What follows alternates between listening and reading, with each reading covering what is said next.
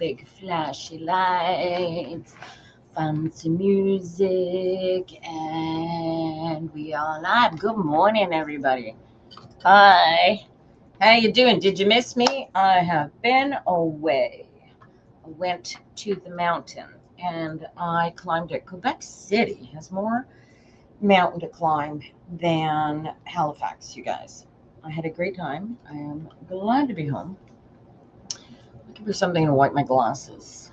For some reason, it is on the other side of the room. Of course it is. Ready for everything except wiping my glasses. There we go. Good morning. See you guys. Oh, bright-eyed, bushy-tailed. So, did you catch? I managed to get off a repeat video on the first Saturday, but I got to get both videos set up before I go away. If that happens, when that happens at Christmas, so that didn't work well. The second one didn't go off, and so I had dead air last Tuesday. Apologies. Hey, we're new at this, right? Yeah. All right. We got hi Jazz, hi Ninja Mama, how you guys doing? I have been so, when I do these shows, it's like time stands still because that's all you're doing. It's weirdly like fishing, and it's very, I don't know if it's brain changing or brain it completely changes your daily perception. You're doing good. Doing good. Good is doing good. Good is good. Is Ninja Mama still with us? Alrighty. I am going to see about using, much better to see you with. We're going to see about using my Toth cards today because I've been working on the text for my book. I have a book coming, I've been writing a book. What's the date today? We are August 25th, 2026, and this is the architecture of alignment. You can figure out how to do an intro there. So it opens, it does something lovely. I say something wonderful about using the Crowley-Toth tarot and other Crowley-Toth interpreted tarot, whether or not they use tarot. It will be a tarot book. It will be about picking up this card and knowing exactly what this card means in all situations, because you will be able to feel what it says. Does that make sense?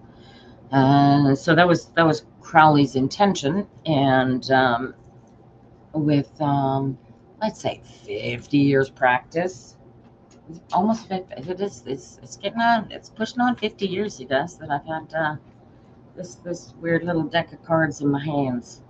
All right, and I cannot. Okay, so I have issues with reading the chat. So how am I going to do this? I need to be able to read the chat, but I'm too far away from the screen. So let's see. What do we got here? Hi, Lala. Good morning.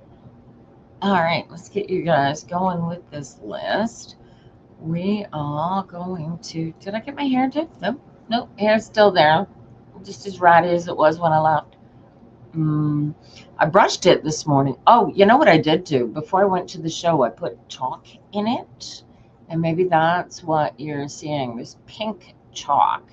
It's well faded into peach. Here's the invite guest copy. And close that. And here we go. And here's the link, you guys. One of these days, I'm going to have the good sense to create myself like what do you call it, a checklist, and I'll go, everything will be done. But, my daughter was here and spent some great time here with her boy and took care of the shop while we were in Quebec City. And Ninja Mom's going to stay in the chat when it's her turn. Okay, well, we are going to start. I got Jazz sitting in the back room, sitting in the green room, the I don't even know what to call it yet. We'll call it the green room because everybody else calls it. I got Jazz sitting in my green room, sitting in her own green room, technically. Ninja Mama and Lala, you came in third. And anybody else comes in thereafter, we can see what Crowley has to say to them. So I had some fun. I really, really, really want to understand what it was that Crowley was teaching with these cards before I go saying, oh, yeah, well, Crowley was teaching this. So there's a whole bunch of people who've done exactly what I've done as far as learning how these cards go. Read Crowley's books, studied, practiced Crowley's method, etc., etc., etc. But when you become one with a thing, like a tarot deck, or a whole collection of them, they're like drugs, guys. I'll warn you now. You get into tarot, you end up with boxes and boxes of other people's tarot decks. So ultimately, the idea is that you take the tarot deck and you learn the method of the person. I'm holding it upside down for you. You learn the method of the person who wrote the tarot deck. And just so we're clear on this, all tarot is tarot as long as it has the 78 cards. It may have an extra happy squirrel card, but that's a whole other chat. When you've got 78, if somebody pulls cards out the deck to make it happier or easier to read, it's not a tarot deck. You've turned it into an oracle, okay? And the tarot knows better. I don't know how, it just does. This, guys, this isn't woo. This isn't magic stuff that only we tarot readers can do. This is here. Pick up the deck, learn what is meant by each of the cards. Take you about 2 years to pretty much learn each of them if you did them one day at a time. By the time you finished, you know what the cards meant. If you understood the interaction between the two cards, the way that they flow together, the way that the emotion goes with the thought, and make sure what I'm looking at here before I be telling you what cards I've got, and that the thought goes with the desire. Where'd she go? With the desire, and that the desire, I love it. The Empress creates the chaos, creates everything, creates what you want, creates what you don't want. You get it? It doesn't matter what you do affects. Okay? So if you're worried about what is going to happen based on what you do, you're focused on what cannot be painted in the cards because it doesn't exist yet. Catch this? So this is like, you've heard it before, it's a photograph. It's a very concise photograph, which is interesting. You'll notice some of my cards are darker than others. It's because I'm renewing the ink on my teaching deck. It's an old deck, can you tell? All right. So what I do with the woo is to look at the energies of the universe, and the energies of the universe are pretty specific. There is one energy that used to exist called the ether, only it doesn't exist, so it's been removed from the scientific teachings, but there is something there that quantum physics is spending a great deal of time trying to find and connect and plug in and understand. And one of the most fascinating things about physics is that no matter how you look at it, no matter who was telling you the science and who was trying to describe how the funkiness of the universe works, there's still only one atom. And nobody could really understand that, how every time you look at every single atom, doesn't matter where the atom come from, it's the exact same thing. And it doesn't change. It is always the exact same thing. We all come from atom. Get it? One thing. Be one. Be awake. Be here now. I don't know about you, but the fun thing is that you take the cards read the energy. They tell you what the energy are. When you know which way the energies are flowing, you know which way you don't want your own energies flowing. And how do you choose your own energies? You take a look at your emotions and how you feel about how you think things are going on, right? And when you make anything emotional about you, you remove everything else from the equation. Now, I don't mean making it about you emotionally. I mean making it about you as the center of the universe, because literally you are the center of your universe. Whether science teaches that some black hole is actually the center of the universe and we're all flying towards it at millions and millions of miles per second, per millisecond, or some such, and don't trust my math because I am not an astrophysicist. Here we are hurtling through space towards ultimate destruction, if you will. And in the meantime, we all have a finite existence in this existence. So we have two options. We can worry about this hurtling through space into planetary ultimate destruction, or we can kick back and figure out what we're going to do right here, right now, because as far as my calculation goes, and my calculation is way off, as I said, I'm not an astrophysicist, it's going to be a very, very long time before that ultimate total destruction happens. In the meantime, deal with the flood in the basement. Shit happens. All right. So what the tarot does is it helps you figure out how to choose your emotional flow through the shit that happens here now, because you can't worry about the stuff that you can't worry about, and helps you make the most out of it so they actually walk through this puddle of muck in a very happy, joyful state of being. You actually enjoy being here. You actually thrill yourself with the very existence of just breathing and having this. Because if you're not breathing and having this, you don't have this. So that's the interesting thing, is if you don't have this, what do you have? And I am one of those who believes that if you don't want to be here, don't be here. But that's up to you. So in the meantime, we're going to use the cards to help people figure out the architecture of their own spiritual, intellectual, and physical alignment. And by alignment, I mean your physical body, your intellectual self, and your emotional state of being all choose to be right here, right now. This is sort of a emotional state, but it is a physical awareness state that turns your body on so that you feel like you are on fire and ready for whatever happens next. So somebody else coined the be here now. Be here now, but be on fire. Be ready. Be awake. Be alert. And because this is for you. This really, really is for you. Nobody else gets this show. Only you. Only you. It's like rainbows. I just heard Neil deGrasse Tyson yesterday. He says, rainbows are individual. You can never see my rainbow because my eye creates the rainbow.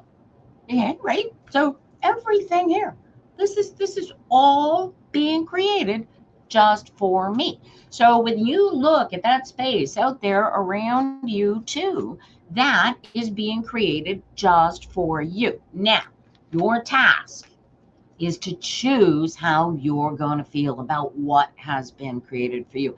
And I highly recommend that you choose joy. Choose what you like. Look at what you see. If you don't like it, don't look at it. All right? It's there. Acknowledge its presence, but it's there for you. Why it's there, I don't know. I don't care. But you only give it power if you acknowledge it and give it power. You get this? Now, everybody take a nice deep breath. This is how you do alignment. And you just relax. As you exhale, you can count to 4. And then you're going to hold your breath to the count of 4. And then you're going to inhale to the count of 4. And then hold to the count of 4. And then you can relax. And using your breathing as an anchor to your space in time, very powerful. Do use it. Do use it. Alrighty, Jazz. We're gonna bring Jazz on. We're gonna start doing the tarot readings here, you guys. This is the architecture of alignment, and this is how we build alignment. How you doing, Jazz? I am doing good. Can you hear me? I can hear you great for a change. This time I worked on my headphones. My brother, like, last time he told me, "Are you sure you used the mic?" And I'm like, "I don't think I was using my mic." Right on. Well, now we got you going. So perfect. Perfect. We can hear you now. They've given me, I haven't had a chance to practice with it, but while I was away, they've given me individual control over mic audio on the recordings. So hopefully we'll be able to get all that stuff worked out. When I'm rich and famous, I'll have somebody else dealing with that who knows and understands, technology. But right now it's just us, guys. It's just us. So, yeah, deal. So did you have a 2 week? Well, it was 3 weeks really while I was gone, right? Because the week I was gone and then Yes. the 2 weeks. Yeah. How you feeling? I feel well, since my transformation happened, I stayed calm, try to stay in alignment and not let it get the best of me. I also did the dye's going away in my hair, but I dyed my hair violet. So I can't tell. It's too dark. it's kind of, yeah, I know it's kind of fades away. Very cool. So I'll send you a picture of it. All right. Well, I'll see the violet. Well, let's see what the cards got for you, honey. Oh, this is nice. So I buy. Is there a boyfriend that I need to know about here, or is this your alignment? Because I get the Lover's card out of the gate. It's my alignment also. I just felt this guy that I think he just started talking. I think he's a Jesus thumper and keeps sending me Bible verses I don't know why he keeps sending me those verses of the Bible. And I'm like, why are you trying to tell me? Because you just can call me. I mean, you have my phone number. Just call me so we can talk about it because I don't know. I had a Bible thumper boyfriend at one point. He lasted all of 2 weeks. And I said, I like you just fine. I think you're really sweet. I said, the difficulty here is that I'm not sure if you want to have a relationship with me or you're more interested in me having a relationship with Jesus because I don't do three-way. He never spoke to me again. I can't figure out why. Oh, well, that's why, because he was, I'm not going to choose Jesus if you want to do the other thing, but I just tried to ignore him, and then he kept sending me, like, okay, so the first time he sent me a Bible verse, I did that to it, and then now the third time and the fourth time, he just sent me some stuff last night and stuff, and I just didn't react to it because I'm like, I'm gonna stay away from that. I'm not gonna get into a fight with you.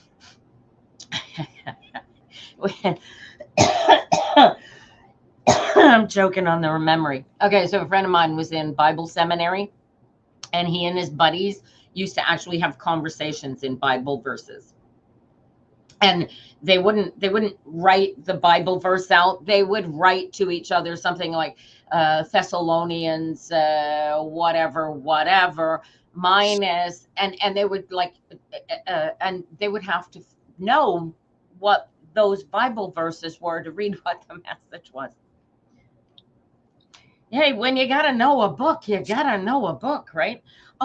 Yes. Right. So the beauty of what you are doing and how you are working this is using that internal connection, that transformation plug, that knowledge bit, that bell. Do you feel a bell when you get truth? Because that's what you're looking for. Yes, that's what I'm looking for, clarity and truth. Yeah. So you're gonna feel it. You'll feel it, right? Like watch this. I want you to feel the words. Say my name is Jazz and feel the way those words feel as you say them. That's uh, Okay, now say to me and and okay. and try and mean it, but while feeling the way you say it. Say to me, my name is, and give me a complete lie of a name, but try to mean it as you say it and feel how it feels inside as you say it. See if you can feel the difference. My name is uh my name is It won't work. uh well, It's yeah, okay. Do you feel the difference? yeah, I feel the You feel difference. the little wall that's there? All right. Use that. Yes. Use that. You will feel that wall anytime there's a lack of clarity. There will be Okay. that, there will, for you, you'll notice that, right? Because you're using a point of clarity to say something that's untrue. You catch Oh that? yeah. So Yes. yourself, in spite of you knowing that it was just a game saying your name, found an ability to even create a name that you could use that you would feel would work. You get it? Yes. Uh, Yes. all right. And so you wanna feel for that. Now say your name again quickly. My name is your full name. My name is Jasmine. There you go. Feel the bell? Yes. It was it right? The ease with which clarity and truth flows in life. This is what we are feeling for you guys. This is the celebration, the use of the, and I call it emotion. I don't know what else to really call it. But if you're in a bad mood, this is not where you're feeling. You're all up here in your head if you're annoyed or you're angry. And your task is to get here in spite of being annoyed and or angry. You get it? Yes. All right. So this is followed by the hermit. This is all just practice, practice, practice, practice, and this is how you get to Carnegie Hall. What are you celebrating?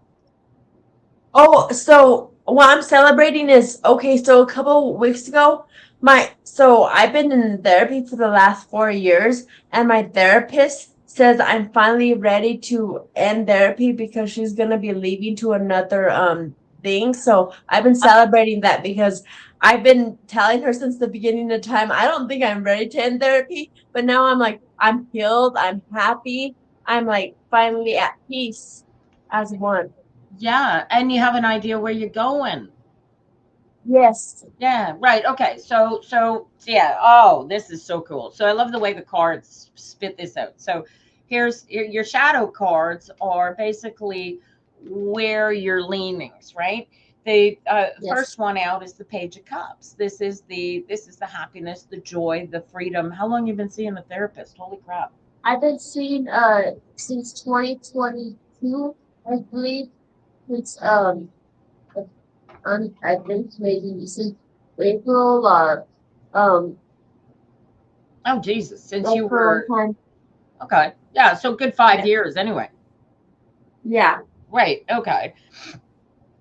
So this is, so there's a little bit of anticipation. You're a little weary about feeling like, oh gosh, I'm going out on my own again, right? Yes, but then it feels good like I'm not so scared anymore because before when my other therapist did this, she was like I understood that she was still taking classes, but for this therapist, I'm like I didn't know if I was gonna feel like heartbroken or feel like oh she's leaving me, abandoning me, but I'm like I'm just gonna accept it and let new things come in the way that's Like it. supposed to. Yeah. So Yeah. this is why I'm getting the 2 pages right out. Page of Cups. This is right. You are. So this is the crazy. I love how you get this. This is if everybody got this as well as you are getting this, the whole we would have world peace in a decade. I swear to God, world peace in a decade if you do this, people.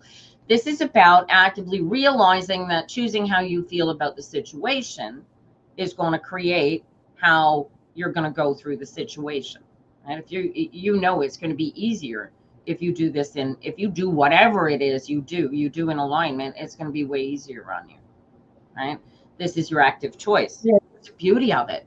You also know that when you are in alignment, you get to write which way it goes, in control, doing exactly the way you want it to happen. Yes.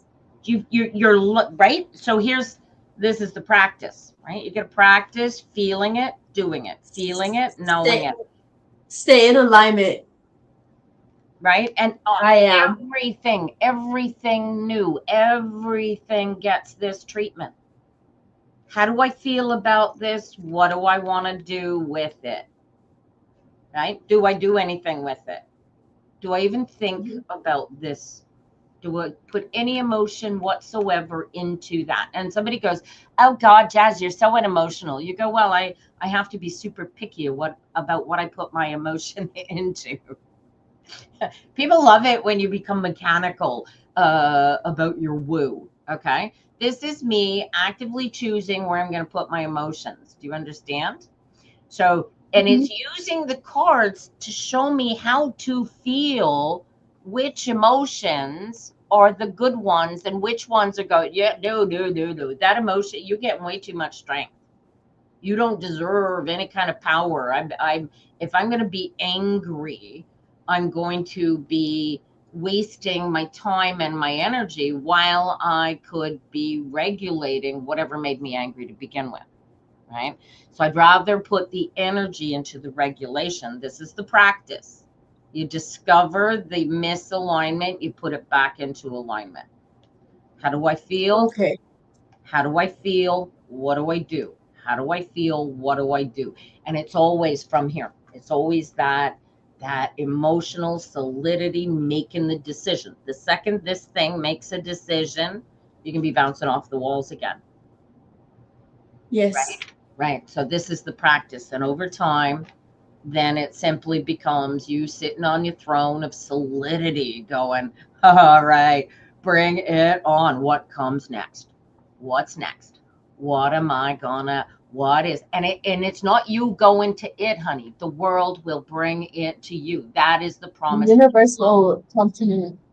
That is the universal law of flow. What you put out there, it will bring to you. You put that energy out there, that energy will flow to you like moths to a flame, like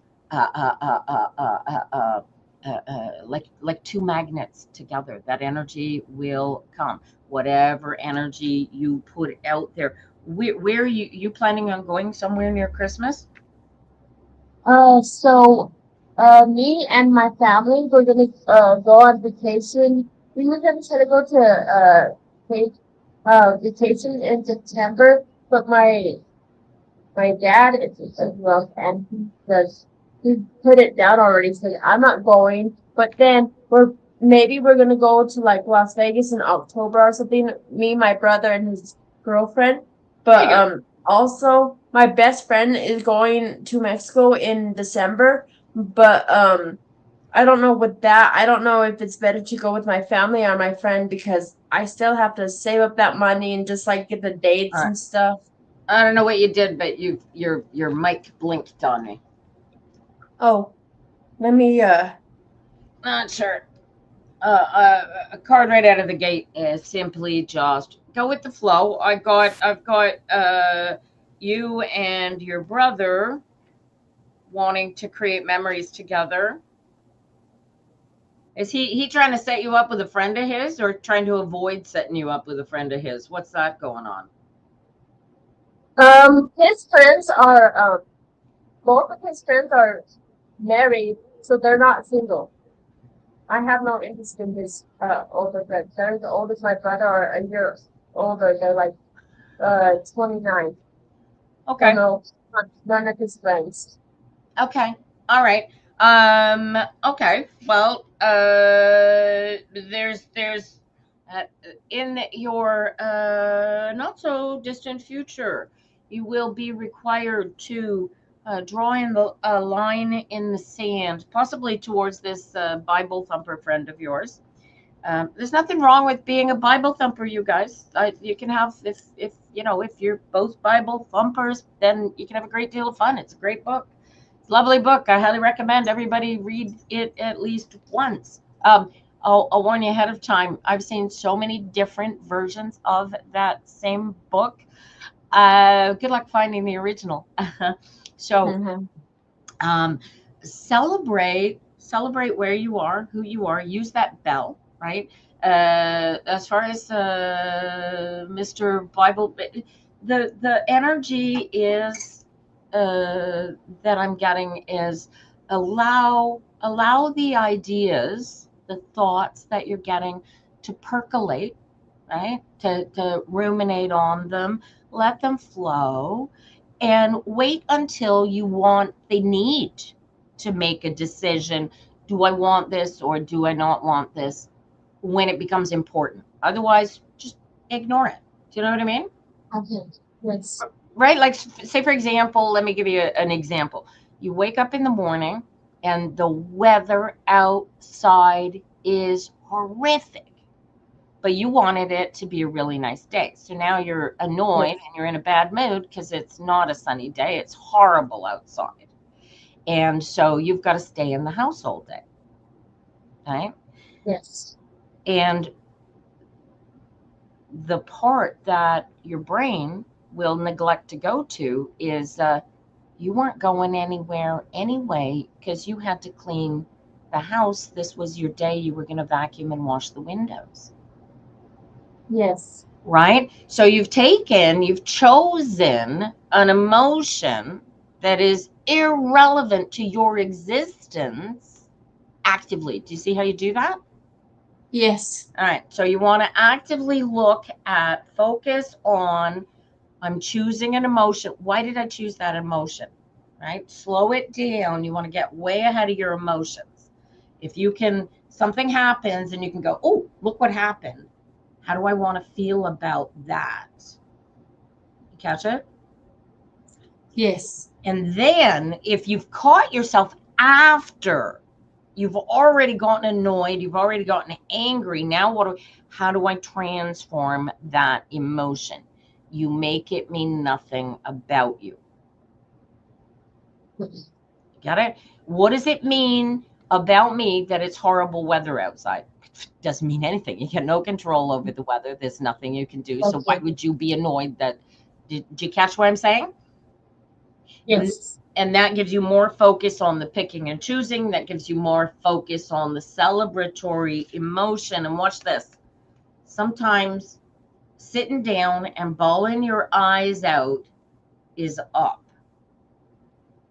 Okay. Sometimes when you are hurt and angry, crying is upwards towards joy.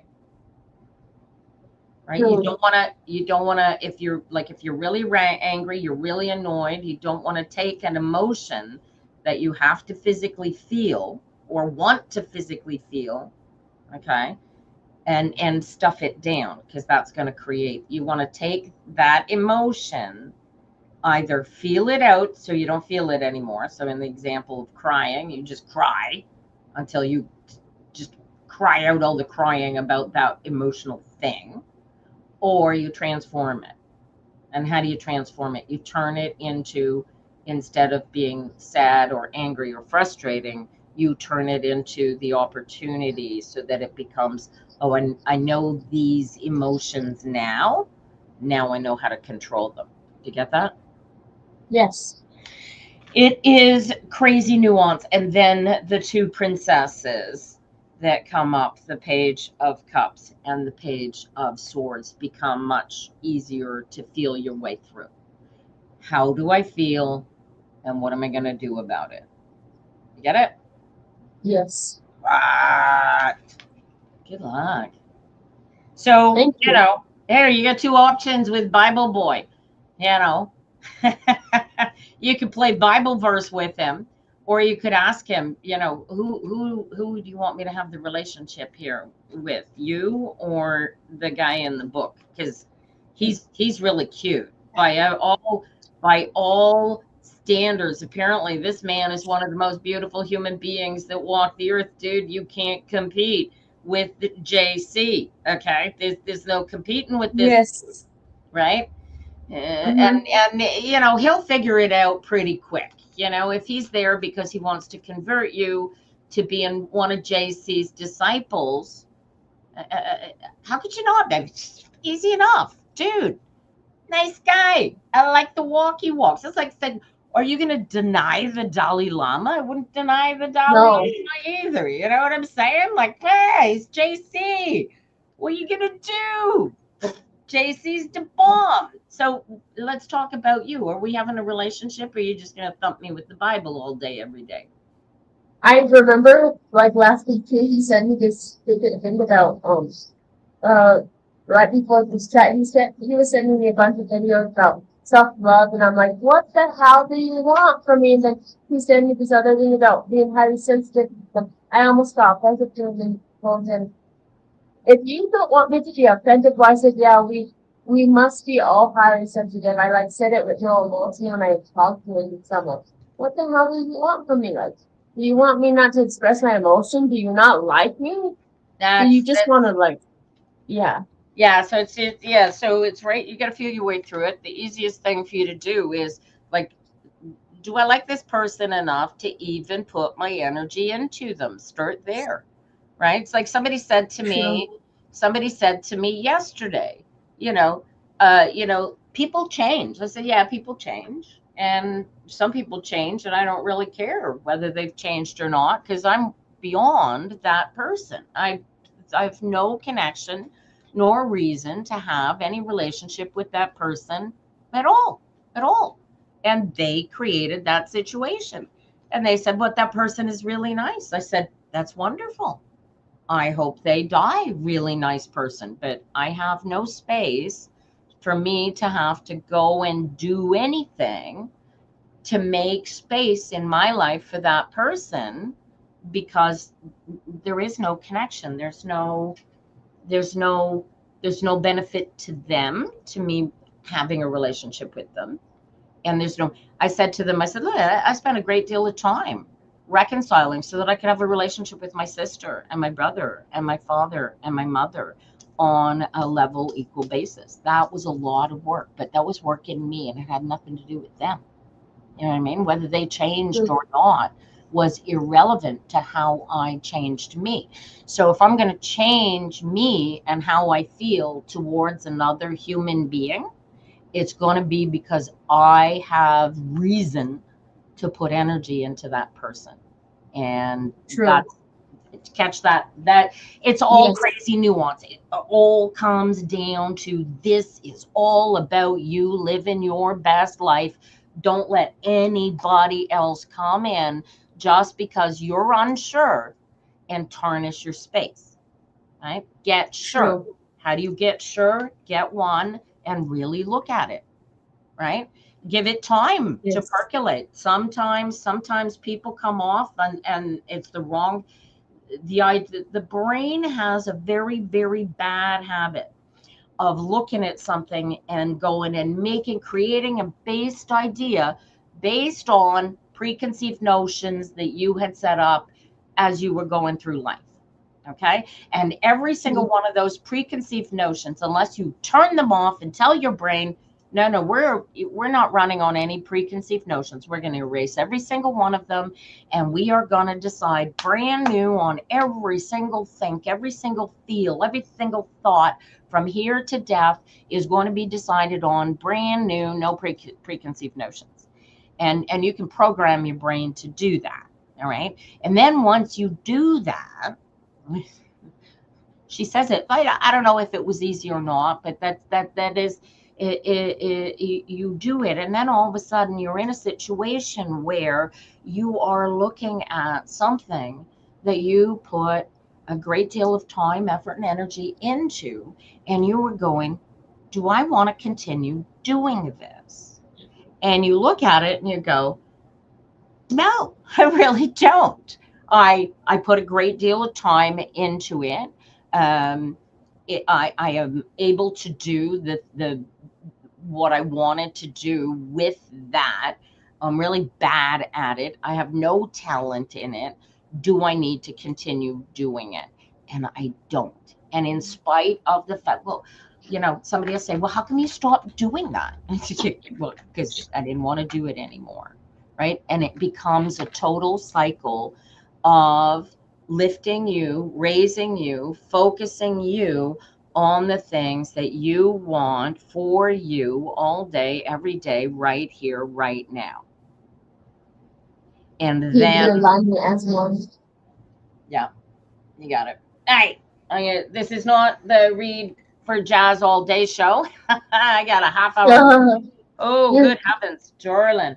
Oh, but it goes to show you when you are trying to focus this alignment practice, it's so easy. It always comes back to that same answer. You don't need to know any answers. You just need to get into alignment, right? Easy peasy, Jorlin. All right, keep us posted on this Bible thumper fella. Maybe go read the I Bible. will. If he's really cute, go read the Bible. I do read the Bible, but I don't want to send him Bible verses too and be like, "This is how I feel about you," but you don't understand. And then Have a great week, darling. All right. bye. We will see you later. Hang in there. Oh my See you gosh. later. What's fun. Ciao. Hey, just because somebody thumps the Bible doesn't mean they're not somebody else's sweetheart, right? Oh, good morning, V3I. I don't even know how to read that. Hi, Holly. Good morning. Alrighty, you guys. We got Ninja Mama waiting on board. We're going to read her in the chat. And then we're not going to do it. Oh, it's great. I hope you guys got enough out of that alignment. See, I swear to God, whoever gets the first reading in the morning gets the most solid, direct alignment teach possible. But if you guys get into alignment while I read for everybody else, man, the words work the same no matter who you are. Mm-hmm. All right, Ninja Mama, darling. How you doing? Have you got news to me? Oh, we don't know. Boom. Oh, damn. Double card jumping as I flip the card. I get the hangman. Still waiting. You're waiting on a crapshoot, or you're waiting on a spin of a wheel, and you're petrified that you're not going to get it. And so this is that emotion. You just watched me tell Jazz about choosing your emotion. This is a 5 of Pentacles. You're scared that you're going to lose it. What if you got it? What if you got it? Right? There's a fine balance in between, right? There's a fine balance that you get to find a neutral zone between not being overly excited. Yeah, right? You don't want to get so excited about something that you might not get that it's going to knock you out of alignment, right? It's a let go, let God, let it go, let it happen. If it's the right place, it's going to fall in. Do you feel that? If it's the wrong place, it's going to fall out, right? The energies are going to come in together here. 2 5s right on top of each other, followed by. So who makes the decision? Who's the final arbiter here? Who's this guy? Who's the judge? Who decides whether or not you get this place? To the shadow. Put more energy into him. Can you mow the lawn for this guy? Can you wash windows for this guy? What energy, what work can you put in? You're still looking. Who are you waiting for to decide? Right? Are you telling them that you're trying to have another child that you might be having? I don't know. Mm-mm-mm-mm. You're still looking. You put more energy into the work.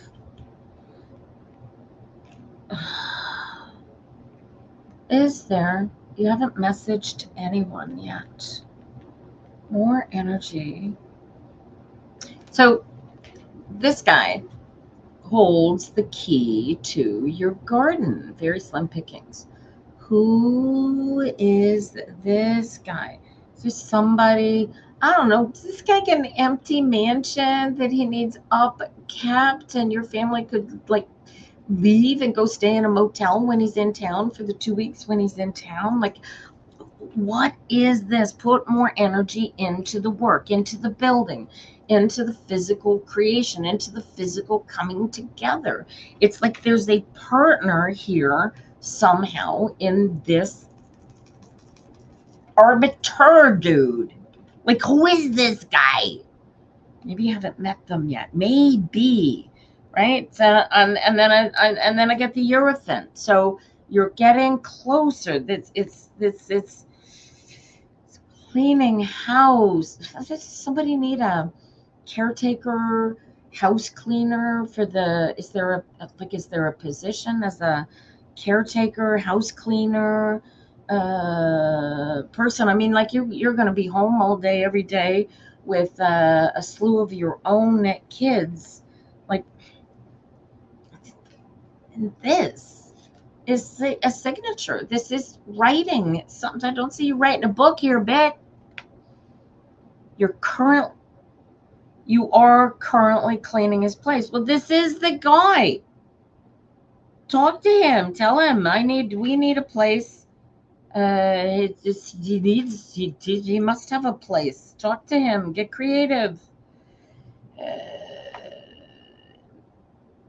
You're currently cleaning his place. But how can he help? Does he have a place that you can, obviously we're not talking about moving your whole family into his house. I mean, does he have a guest house with the bedrooms and you could become his estate caretaker? Like, who is this guy? Do you know what I mean? Like, he has an ability, you know, he's your work reference. Yeah, he's your work reference. Yeah. Have you go talk to him? You got a work reference from him. Go talk to him. Tell him you're having a hard time finding a space. Does maybe he have you clean his place? Does he know somebody that has like a guest house that you could take care of their place for them? I don't know. This is like there's something. Talk to him. I'd be talking to him. Like, does he have multiple properties? Does I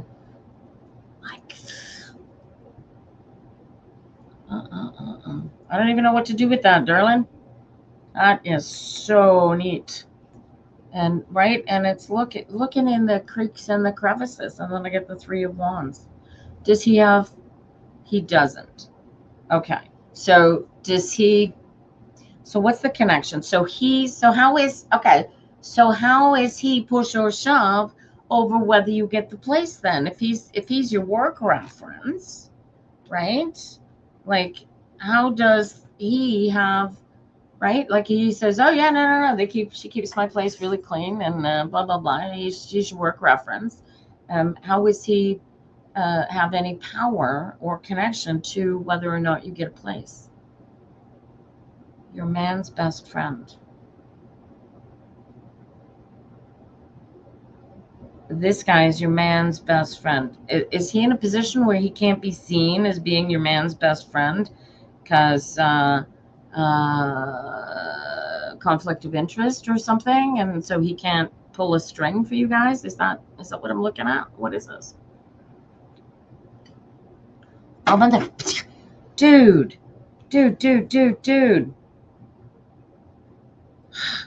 What's the sense of having friends if you can't pull a freaking string? Right? Like, for heaven's sake. How can you He doesn't want you talking to him. Oh, I see. Well, dude, then it's your man who's in the way. He's trying to do you get tell you yeah you mind your own business. You keep cleaning house the way you've been cleaning house. Mind your business, and you tell your man to go have a little chat with his best friend about pulling strings because you guys need a proper home for your family, and he has access to it. Like make it personal. This is his best friend. Holy crap! How is this not personal? Right? You and I keep getting you pregnant. Stop it. Well, I don't. I'm not. If you are pregnant again, this is not me doing this. Right? You are trying to nest and trying to create a family, and your man's best friend is your stumbling block. Are you kidding me? Can you get your man in here? Let me have a chat with him for crying out loud. Right? If you're paying rent, if you're giving the work, and wait again, right? Freaking. Oh my good God. See, what are you not seeing? This is what you're not seeing. You're weak. Yeah. I give you my power. Garbage. You tell him you come in here, you listen. Tina says, go talk to your best friend and tell him to pull the damn string so that if you gotta cut your if you gotta cut his lawn every other weekend and cut one for his other property every other weekend so that you're cutting two lawns every weekend. Go get your own lawn. You know what I'm saying? Like, what are you waiting on? Oh, I don't wanna be seen as being taking advantage of my friend's position. Dude, you have to be the man who builds the rock upon which you build and take a chance. Take it. If this is your best friend, and you say to him, look, what do you need? How can we help you get what you need in order to get you as a person in the position that you're in to pull that little friend string so that I can get the apartment that I need for my growing family here. And when you present it that way, you've got the reason for him to go past and actually pull that string, go back to his bosses and go, look, this is perfect. This guy and he and his wife are going to do this, this, and this for us. And we're getting the same rent, even better. And his bosses are going to go, bingo, bango, bango, bongo. Good deal. Here we go. Signed a lease. Okay. She's starting work. And when do you start work? How long before you start work, Ninja Mama? Right. This is one of those. You've got to create your solidity here, and you have access. Okay. You explain later. But that's how the energies work. You look at where the energies are and pull the energies together. If you can't pull these energies together, then you figure out a more creative way. But the key is you've been working with him for 2 months. Well, maybe it's just a matter of time at this point, and maybe he's going to realize, at some point that you're in need of a bigger space, right? We're my gosh, Garland. It is what it is. You got to work at it. You're going to get it. All right. Have a great week. Good luck to you, darling. If it's not him, find the guy. Find the guy. Dude, maybe get a lawn, mow a lawn, wash a few windows. I don't know. If it gives you your garden and your playground, take it. You know what I'm saying? Lala, are you still hanging out with us, darling? Love to you. Oh my gosh. All right. Oh, Lala, darling. Are you still here? You want to come on live while I read your cards for you, sweetheart? Do. Or are you going to stay on the chat? Do. You guys are listening to the Architecture of Alignment podcast. My name is Tina Brooks, and we are reading my Crowley Thoth Tarot today, you guys. Ooh, are you brave enough to hear what you don't want to hear from the universe? Because that's what they do. That's what the cards do. They go in there and they just take a photograph of where you are, take a look around at what your greatest nightmares and your greatest fears and your greatest challenges are, and they will shine a light in the darkness for you. All right, Lala, I keep throwing cards all over the place for you this morning. You take a nice deep breath. I want you to relax here into the chat with me.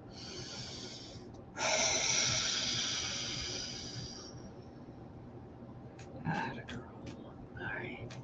Take another deep breath. Close your eyes and really, really relax as you exhale now. And relax. There you go, darling. Is this the Sun? Knight of Pentacles, Five of Swords, Page of Wands. Well, is who's the Knight of Wands? Is this very scattered energy, right? So you want to go after something. You are is this what am I looking at? You got something going on with your son and or daughter, darling? What energy am I looking at here? What have you got going on? So it's almost like I've got a son having broken up with your daughter, unless you happen to be very young, in which case you are single, you have no children. And how long ago did you become single? How long have you been single since your last breakup? When did this fire of fire, how young are you, darling? When did this fire of fire flee from your life that you have to come on here and have me show you where to find it? Ego inception, darling. This is what it's all about. How young are you? How young is young, Lala? You are 25. Excellent, excellent. Do you practice law of attraction, Lala?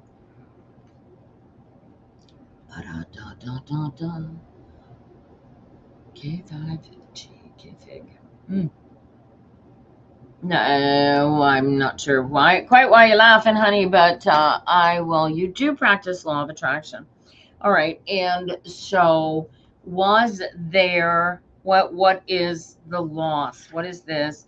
What is this loss of fire? What was taken away from you that was feels like a meal ticket, feels like a partnership, feels like all that in a bag of chips, and it was taken one from you. You were lost into this, and this is all that is left is you. What was this? What was this? Was this a someone or a something, darling? Was this a someone or a something? Boom, boom, boom, boom, boom.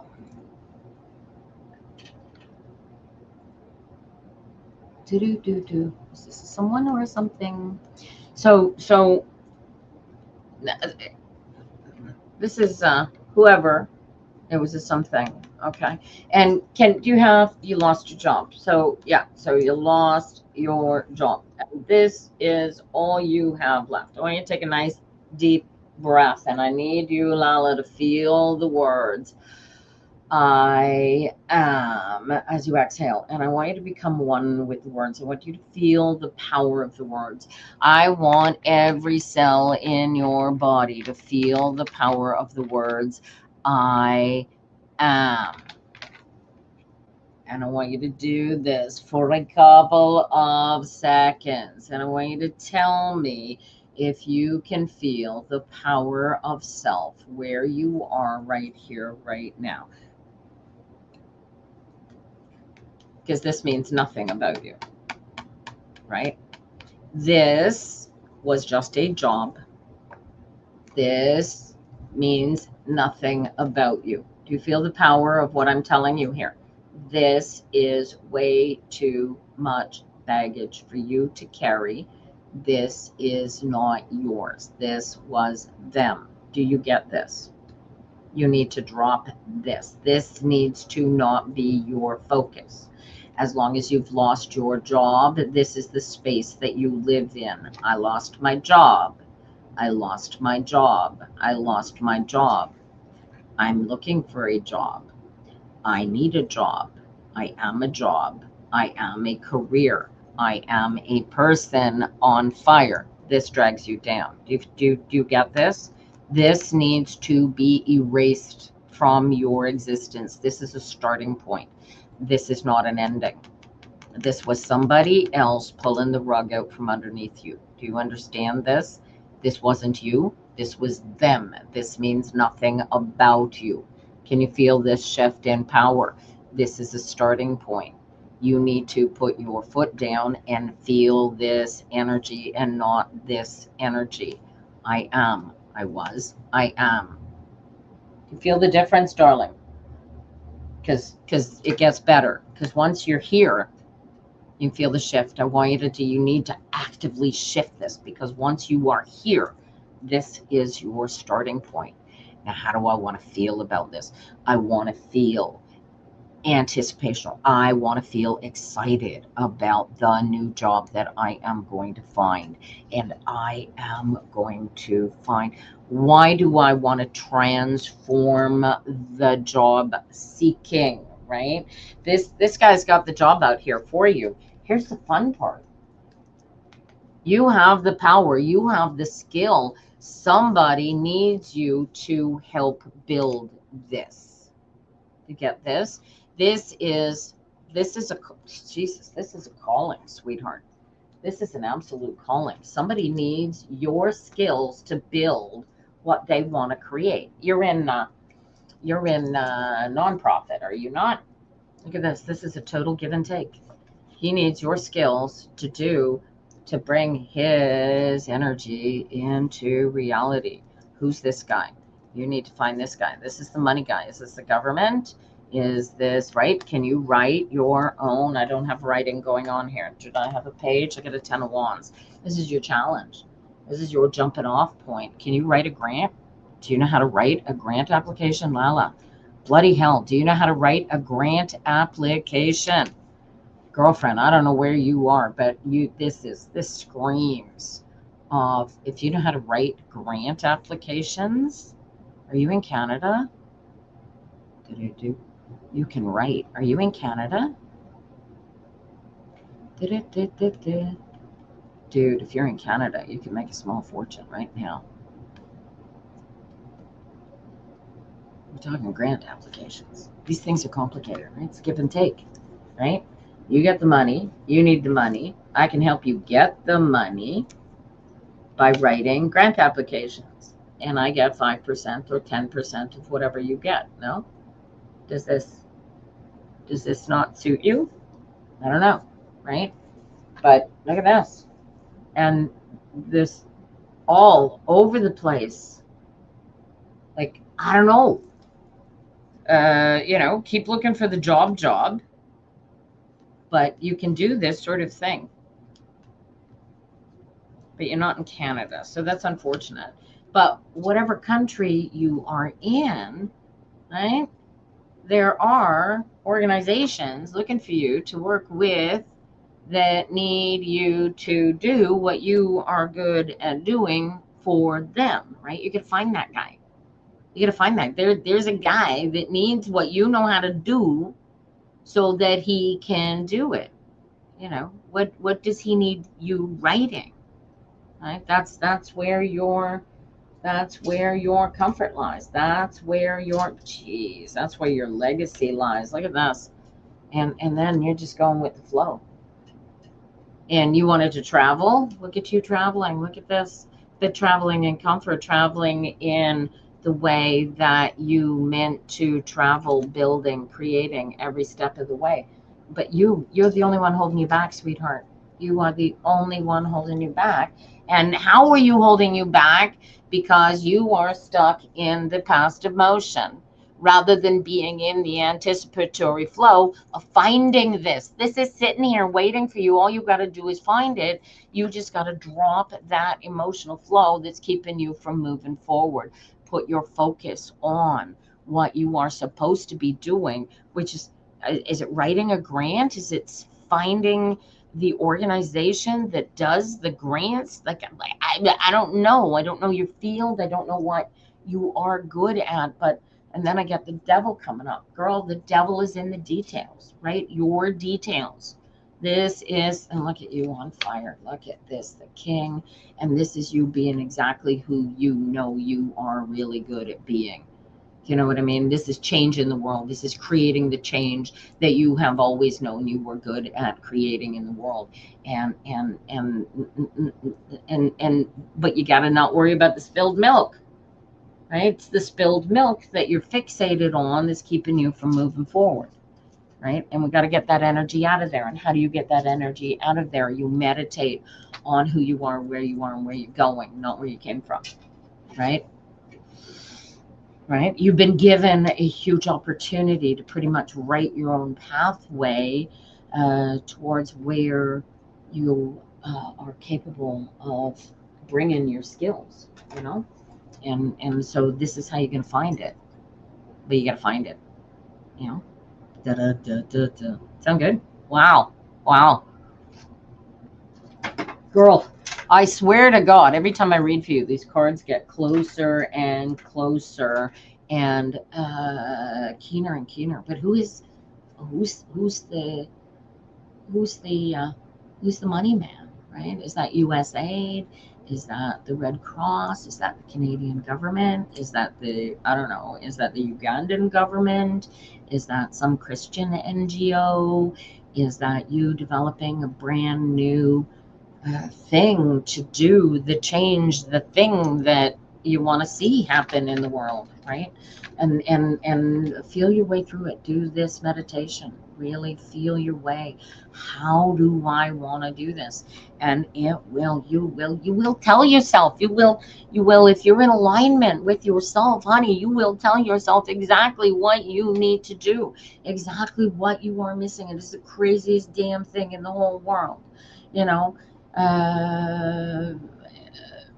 And let's get you going there.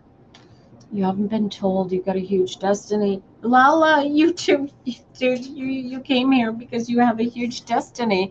But everybody, see, we have our ego inception, and then we become our own worst enemy because now in our ego inception, we're trapped in that separation.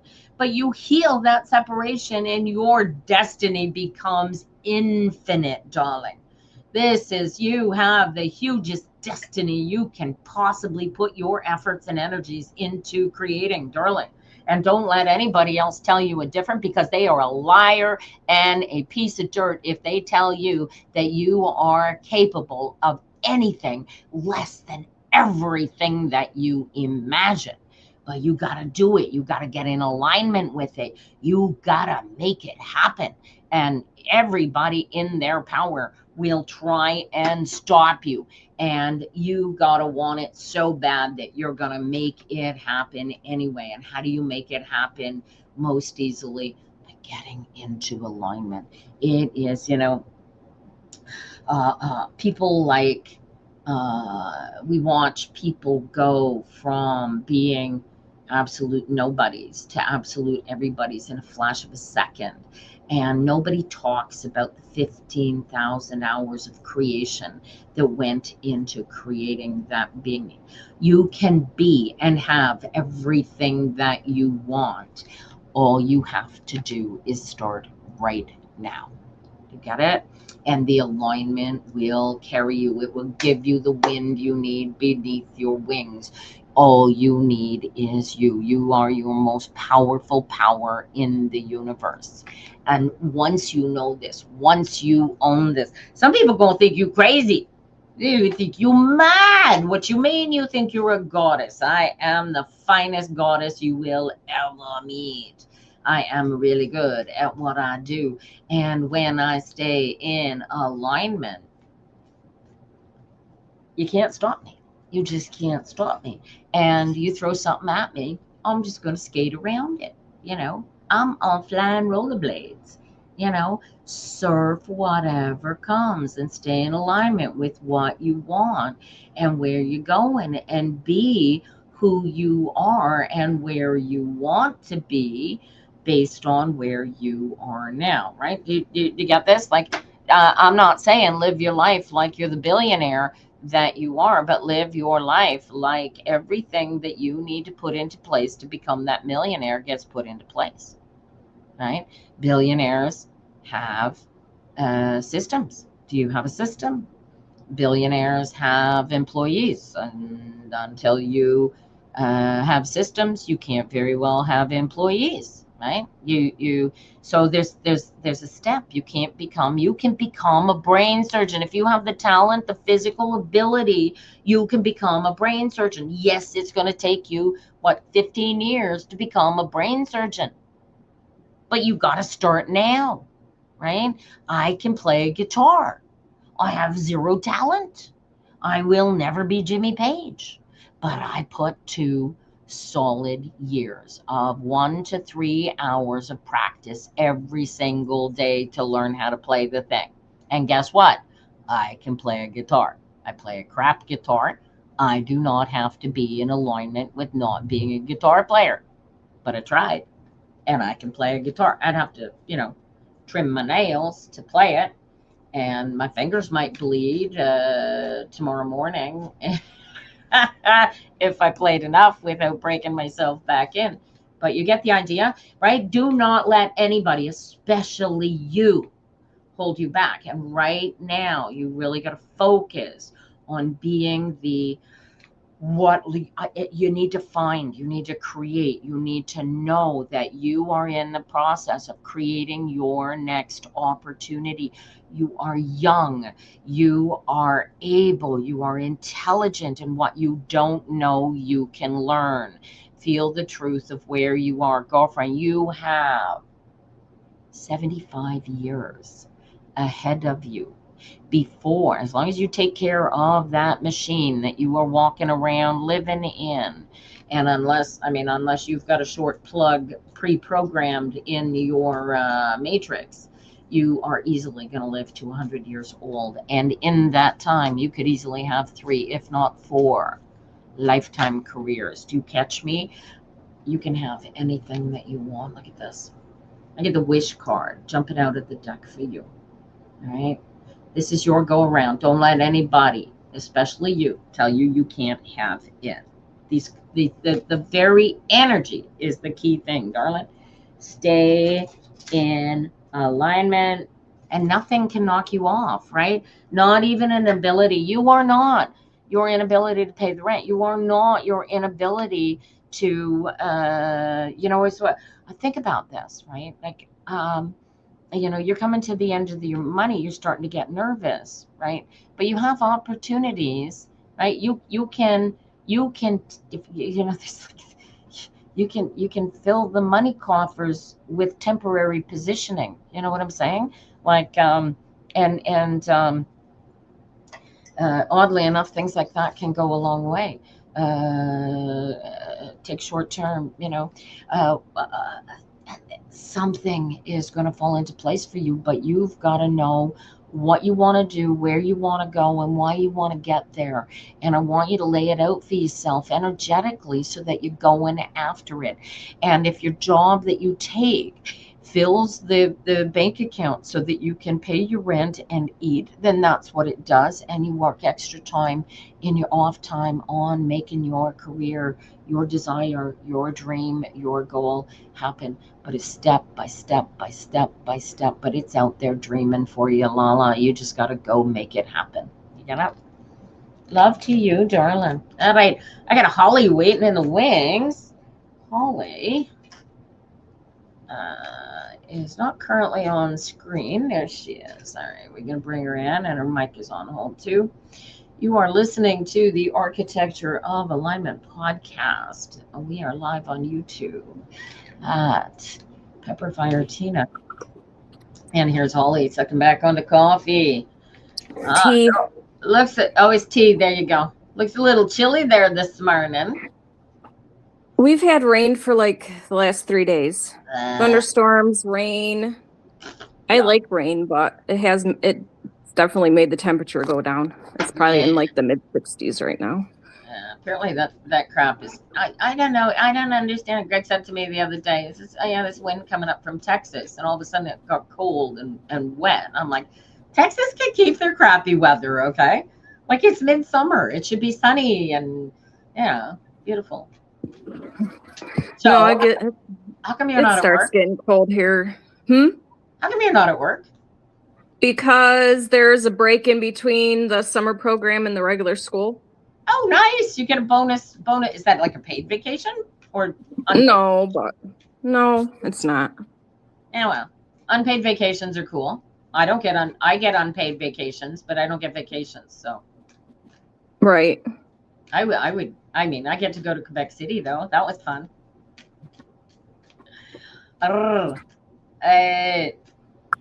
Look at you. Oh, why am I sitting on a tower? What happened? I don't know. Our stuff keeps breaking. It's a mess. It's a mess. What did you? Lawnmower's broken. One of the chainsaws is broken. So we're using the small chainsaw. And of course, it's been raining. So Dave hasn't been able to mow the lawn or cut trees or whatever. And trying to get ready for winter now. Right. Because it'll be here soon. And so you're letting it affect your mood. I'm trying not to. Okay. But they did he got some good news. He did have a comp hearing, and they said that the insurance company is liable for his medical. Of course, they haven't paid for anything yet. No, of course not. But that's a step in the right direction. Yes. And in spite of celebrating, you're choosing to feel the weather. See that? It's an active choice. We actively choose how we feel. You got it? And I'm still waiting to hear if I'm going to be hired for the school year at BOCES. So it's kind of like I'm in limbo right now. I'm just waiting for them to say, yeah, we want you to come back, and et cetera, et cetera. But they haven't said yet. So you're afraid that they're going to say no. I'm just afraid the school year is going to start and be like, oh, we forgot all about you. Rather than enjoying your week off. Right? Mm-hmm. Why would they forget about you? They're in love with you. They love you. Because there's training and paperwork to do, and I haven't heard anything about either of them. Oh, I see. Okay. And when were you supposed to get the paperwork? Well, they have like 3 different training periods. There was one on the 22nd, and then there's one on like the 2nd or the 3rd. Oh. And then school starts on the 8th. And you need both. You need 2 trainings or just one? Just one. Okay. So you need to like be able to, but you have not been invited to this second training yet. Correct.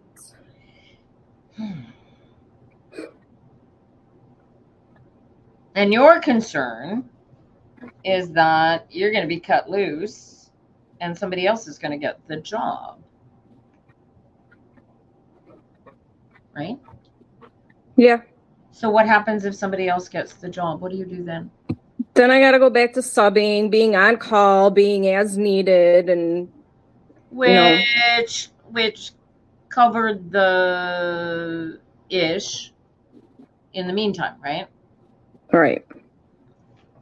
You're choosing how you feel. Get it? Like you're here. You have no reason to feel here, but you're choosing to feel here. You see that? You visually see that, right? And we do this to ourselves on a daily basis, right? You have an opportunity in the house, just the 2 of you, to, I don't know, spend time together, do something together, do something that you can't otherwise normally do, enjoy yourselves together, have fun. There was something that needs 2 hands that needed doing, maybe baking cookies, I don't know. No, our oven's broken too. Our oven's broken, our dryer's broken, the chainsaw's broken. I feel like a country song, I swear to God. But Chainsaw's broken. does your dog have only 3 legs and the tires have fallen off the back of the pickup truck? Well, don't even start me with a pickup truck. You're starting to sound like a country western song, honey. Oh my gosh. Definitely. Right. It's hard. Life is not. And I had issues with my paycheck because we get paid every 2 weeks. So I only got one paycheck, and then the direct deposit, the payroll department messed up they put someone else's information in my direct deposit. Oh no. So I had to drive and it took another 5 days to get paid. I had to drive all the way like 49 minutes to go pick up my check. But it's fixed. You justify that's fixed it now. Yeah, but do you hear how you're like, I have every reason to feel crappy because I had to do that. Like we were counting dimes to get the gas money to get up there. I understand that, but you were counting dimes. Yes, that's difficult. But you can count dimes and not feel this. Like this was a physical choice to feel the negative energy. You could be counting the dimes, but not feel this. Do you catch that? That's the nuance that we're working on here. Catch it? So, like I said, so instead of being here, which is like, oh, whoa, look, the money just came in. We were sucking dimes. Yeah, good job, man. Way to juggle. See the difference in energy? So I want you guys bringing your energy up here so that you really enjoy dude, you live in paradise. You have a man who loves you like nobody's business. It is reciprocal. You occasionally have to put up with a young adult who is brilliant to participate with, mostly because she's still in her young adult freedom stage and doesn't really give a shit about anything except what's going on inside her own head, right? And, oh yeah, that's Bella for sure. Yeah, and the difficult one is in somebody else's head. Right? So you are here. You're in this place of comfort. Yeah, okay. There's still the disrupt, but until you get the disrupt, enjoy the fuck out of this. Don't do this. This might disrupt us. Why am I going to be disrupted? Enjoy this. This is what I'm trying to get to, me. This is what the cards are trying to get to everybody, and it's getting into me too. So I'm going to carry the message, right? When you take the emotion and you say, oh, shit happened. Shit happens all the time, all day. If your neighbor's lawnmower broke, would you be carrying a half a wit about the broken lawnmower? Well, maybe if you were borrowing it. But if you were borrowing it, maybe you might. But otherwise, do you see the lack of attachment to his lawnmower? Emotionally, we need to create a distance between our own attachment to our own lawnmower and give it that kind of lack of energy. See? Very nuanced, this shit, right? And that's where the decision to choose the emotion comes from. It's like, the lawnmower's broken. What are you going to do? You got two options. You either pull the old clackety clack out of the barn, if you still have one. Use pinking shears if you have a set. You could go with the machete if it's long enough. Or you could just let the damn shit grow. You grow in the country. You live in the country. You know what I mean? Well, he was mowing the lawn for our neighbor and getting income for it. So now we're... Right. Because with me getting paid every 2 weeks, with him mowing the lawn or cutting wood for the neighbor, at least we had a little bit. That's it. So right. So that's the physical loss is effective, right? So you got to fix the lawnmower or replace the lawnmower or find a different, right? It's how are you going to feel? You can't sit down and cry because the lawnmower is broken. Because now you're just like, shit, I needed that to make some money. Okay, how can we make money? Can he hook the lawnmower up to the back of the truck and pull it across the lawn? I mean, Yeah, No. yeah, I don't know either. The starter's broken, so we need a new starter. But we gotta wait until I get paid to buy one. So There you go. So it's just waiting. That's all. yeah, yeah, but it's emotional dealing. But again, you're here, right? You haven't got anybody banging on the door going, "Here, give us the keys and get out." Not yet. See, We gotta pay our property taxes in December. So that's a up, you know, right? So it becomes when you're going through the shitter, like it's got to feel like, especially I imagine when when the lawnmower broke, it's like, oh, wait, all it, and it has a bad habit of all happening at the same time because it's all the same energy. Get it? yeah, that makes sense. Right? So all this energy is coming down. It all feels like it's at the same time. So our task is to go, okay, what is all of this energy falling down to open up and make space for? Right? Like Dave can't focus on, like, I mean, what's he finishes mowing the lawns. Now he's gonna do, let's say you get the lawnmower fixed. Can he turn it into a snowplow? No. Right? So it's not very much longer before the snow flies, and nobody's going to be thinking about mowing lawns anymore because they don't grow once the temperature drops below a certain level. Right? So it becomes take your focus off of what's not working, and let's put our focus on what is working long enough to feel our way through the next pathway. Right? Like Dave needs a pathway for Dave that isn't reliant on the disability check clearing and coming through. Right? Is he able to go sling coffee at Mickey D's? You know, I don't know what the solution becomes because there's only so much he can do based on the injury. Right. And now, yeah, I don't know. So how do you replace that? You know, can he borrow somebody's lawnmower? No. Right. But having the focus on the what's broken doesn't fix and move forward. It's the energetic shift. It's like I was reading for Lala a second ago. Lala's so fixated on what happened, she can't feel the opportunity of what is possible. Right. That's what the energy levels do. When you are operating here, you can't feel the opportunities of what is possible, and so it is the emotional regulation that naturally brings you up to this level, so that you're actually looking at where you want to be, where you want to go, and how you really, really want to feel about your existence. So you're not operating down here, because this is not what you want to attract more of. This is what you want to attract more of. And we're like human magnets. The energy that we are pumping out, that's what we're going to get.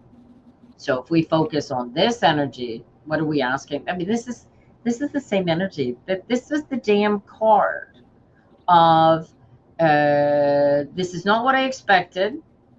This is a total shock out of the blue, but I sort of knew this was all coming anyway, sort of energy. Mm-hmm. Without really knowing that, like, we don't know what we put into play, right? When you took this summertime position, you knew there was a possibility for going forward. You knew there was a possibility for training. You knew there's a possibility for the job in September. And if this didn't pan out, you still have the job, the part-time pick-me-up job that you could get to fill in the spaces after the time. So you went into this, you had no blinders going into this. Now you're getting close to push come to shove, when you should still have no blinders on, because you knew this was coming to happen, right? Your first question to yourself is there anything I can do to change and or alter the outcome of this situation? And is the answer yes or no? Oh yeah, I made it known the whole time I was at BOCES and got another reference and put in my application and sent emails and stuff. I'm just waiting to hear. Yeah. So now it's just waiting to hear. So there's nothing you can do as far as that goes except wait. And there's nothing you can do to advance or move forward the other pick-me-up position, because that's, how does that work? That's, you just need to have your name on list with them. Yeah. Okay. And do you have your name on list with them? Oh yeah. Yeah. Okay. I'm still technically hired there, so. Right. So you feel you feel the energetic lift up by knowing you have that base of solidity. Do you feel it coming up? That's you still have no knowledge about the what you'd love. If I could have my druthers, this I'd be doing this full time and I wouldn't have to think about it, right? That's easy. It's easy. Well, okay. So, but you have that. You don't not have that yet, but right. You still have it. So being here when you still have it is kind of silly, right? When the second comes and goes, you should have been contacting somebody to find out if you should have been on that list, or are you on that list and you need to be somewhere for that training that somebody neglected to mention to you because everybody already knows.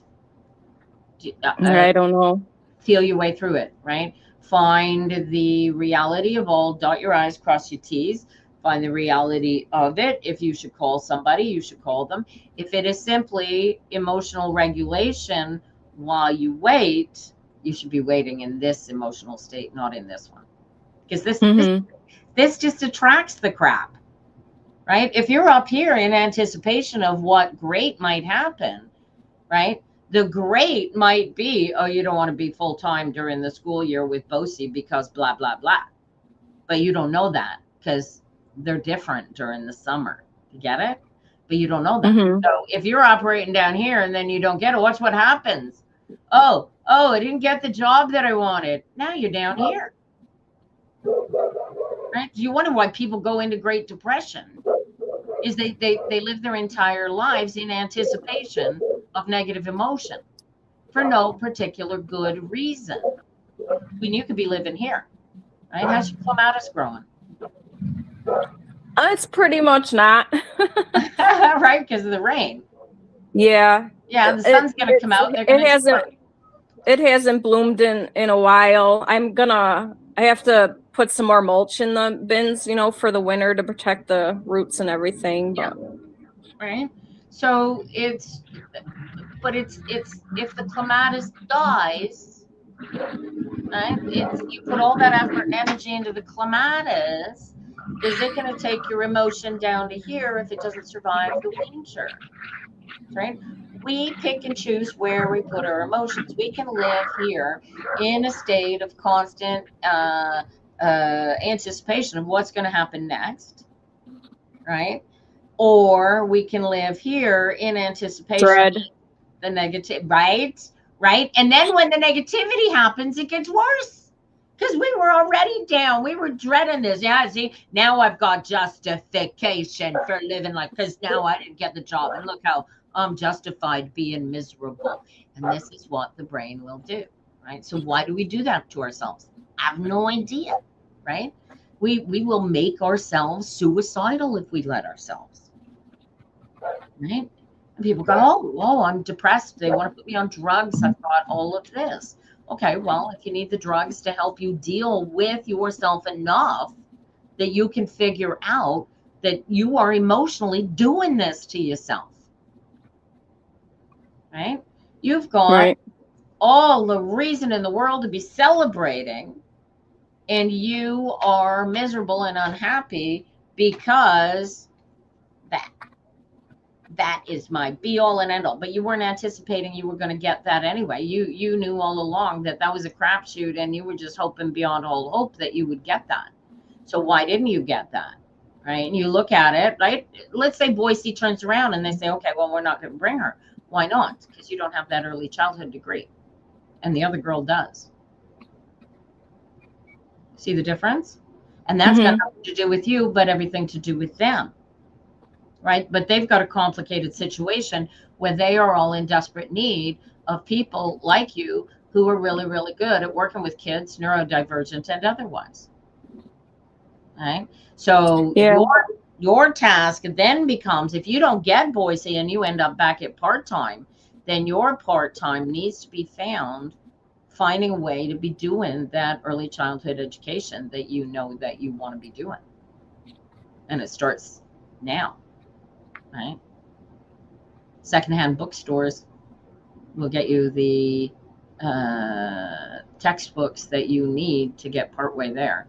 And then you walk in, you can walk into any university that gives the degree and say, listen, I've got this. And they will test you and quiz you and tell you what you still need in order for them to give you a degree. You know what I mean? Like, you can take life experience, life education, self-taught syllabus if you really know your stuff. Right? The second they start giving a degree in tarot reading, I'm a PhD. You know what I'm saying? But I'm still going to have to go in and do certain particular paper things for them to go, okay, here's your degree. Okay, and now here's your doctorate, because you can teach people how to do this. Right? But what I do isn't really tarot. What I do is energy learning using the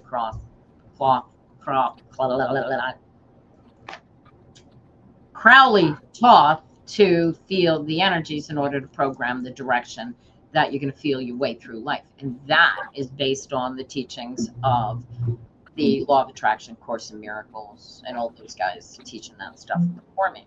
Right? But it's all the same stuff. The Bible teaches it. The Egyptian Book of the Dead teaches it. You are one, right? The atom. You are the atom. There's only one atom. There's only one atom, which atom am I? Right? And then there's two of us. So I'm Adam, you're Adam. There's the two. What you do and what I do together creates the three. Right? And it grows from there. And right, and we get three together. Suddenly we're creating the three, and then the three doesn't work anymore. So the three becomes a four, or even a five. Right? And there's this, but it's always upwards. It's always an upward progression. It's not going, gone. It's always something different, something bigger, something more. And it keeps going like that, right? Fun stuff. Right, I'm going to a concert Sunday. On Sunday? This Sunday? Yeah, my daughter, because she's working, she got us tickets. Right on. There. I haven't been to a concert since she was a baby, so that's like 16 years ago. Who are you going to see? Rob Zombie. Ooh. How'd she scam that? Oh, well, no, it's because she's working for the arena, right? They get No, it's at a Darien Lake. It's like a Six Flags kind of amusement park kind of deal. Oh, okay. Cool. Well, that's fun. I'm sort of jealous. I'm excited. I haven't been to a concert in so long, and I've seen Rob Zombie before. I went to Ozfest. Oh, Ozzy is rest in peace, Oz, man. I know. Definitely worth seeing. I don't think I've ever seen Rob Zombie, actually, not even as a backup. So that's interesting. I've seen a lot of bands, but I don't think that is one of them. Wow. Quick, name a Rob Zombie song. Dragula. There you go. See? Better band. I have a Living Dead Girl shirt. I gave it to Bella, so I'm sure she'll wear that. It doesn't fit me anymore. I'm not a size small anymore. Oh, well, there you go. Well, I've got several smalls in my closet that I just, for whatever reason, have not, will not part with. And I know they're never going to fit me, but there they are, hanging out in my closet, pretending to be useful, you know. I have a few. I gave Bella almost all of my size small clothes. Yeah, I think I'll have to give it all to my daughter because she's still small. But I mean, she's was at the show on the weekend, all these young girls walking along, and I'm like, I used to have no hips like that, and then I had children, and then I got hips. Yeah, I went up a size with each kid. Yeah, is that how that works? Yeah, so I think I'm glad I stopped. That's how it worked for me. Right? I was tiny though. I was like 100 pounds when I graduated high school. So I was teeny. I would have been teeny, except I was always athletic, so I was always covered in muscles. So I looked teeny until you started to mess with me, and then I wasn't so teeny anymore.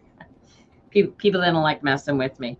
I didn't like people messing with me either, so it worked out all right. But yeah, Crowley's made it so that I can actually I actually want to like people. I want to help people be better people. Right. Because there's way too many of us walking around in the dark dinginess that was my teenage years. You know what I mean? And they don't know how to get out of it. They don't know which way is up. So it's just like your poor little thing over there. She's got whatever it is going on inside of her head that has her needing to be where she is. And all we can do is hold love and light and space for her to have her best life. And period. Right? And the more we can do that with everything, the less we live here when we should be living here, right? Choose your emotions. Who do I have? Do we even have anybody waiting to be read for here? 2011 this morning. You are listening to the Architecture of Alignment podcast. And I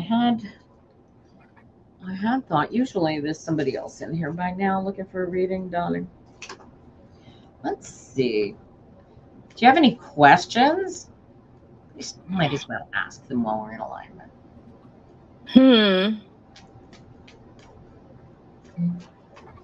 Probably about the job. That's the only thing that I could think of that I'm really like anticipating or waiting for or whatever.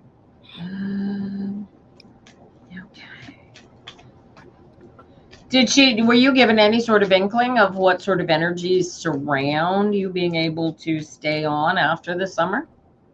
No, because everybody's like, oh, I had like 5-6 people say, do you want to stay on after summer? I'm like, yeah. And that's where it stalled, I guess. Okay. And I wonder if it has to do with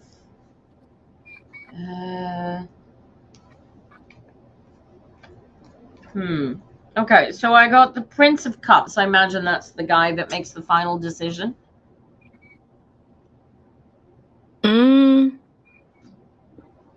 I'm not sure because I talked to the summer principal and I talked to the lady that I interviewed with the first time. Yeah. Okay. And so there's a salary question, and the concern is, was the salary that you were paid over the summer what you would be expecting to be paid if you were almost? It was like $19, and during the school year, it's like $19.57, like for probation, during the probation period. Which I'm not sure how long it is. I don't know if that's 30 days or 60 days. There seems to be an issue. I've got the King of Cups, and the King of Cups is his biggest concern is about the appearance of the salary to the, and I'm getting the talking head. So this is not a small independent. Yeah, I'm sure they all have budgets. Yeah. You know, they all have to say, can we afford, how many people can we afford, who we're going to hire, blah, blah, blah, kind of deal. Right. And they're weighing over, are they going to be able to keep you? Are they going to be able to justify keeping you? What could you do if you were these guys? What could you be doing? What could you present to them that opens that door just that little stitch wider for his talking head? And I'm getting the moon in Aquarius with the Seven of Swords here. So this is right, like so that screams budget at me, right? But are you being paid above budget because you're on a summer temp and they want to drop you back to a certain level, but they can't do that kind of energy? Do you know what I'm saying? I don't think so. But you don't know what their actual budget is for the full-time position. You don't know what the full description is for the full-time position anyway. Or do you? Oh, I applied for it. Yes. So what were you missing as far as their eligibility requirement asked? Nothing. They didn't ask for a degree or a... No, but I'm sure if anyone does, whoever has like degrees or whatever, I'm sure they're obviously on the top of the list. Yeah, that's the thing, right?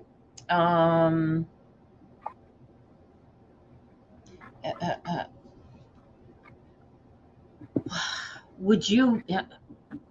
have you got it in your mind to enroll into maybe part-time studies?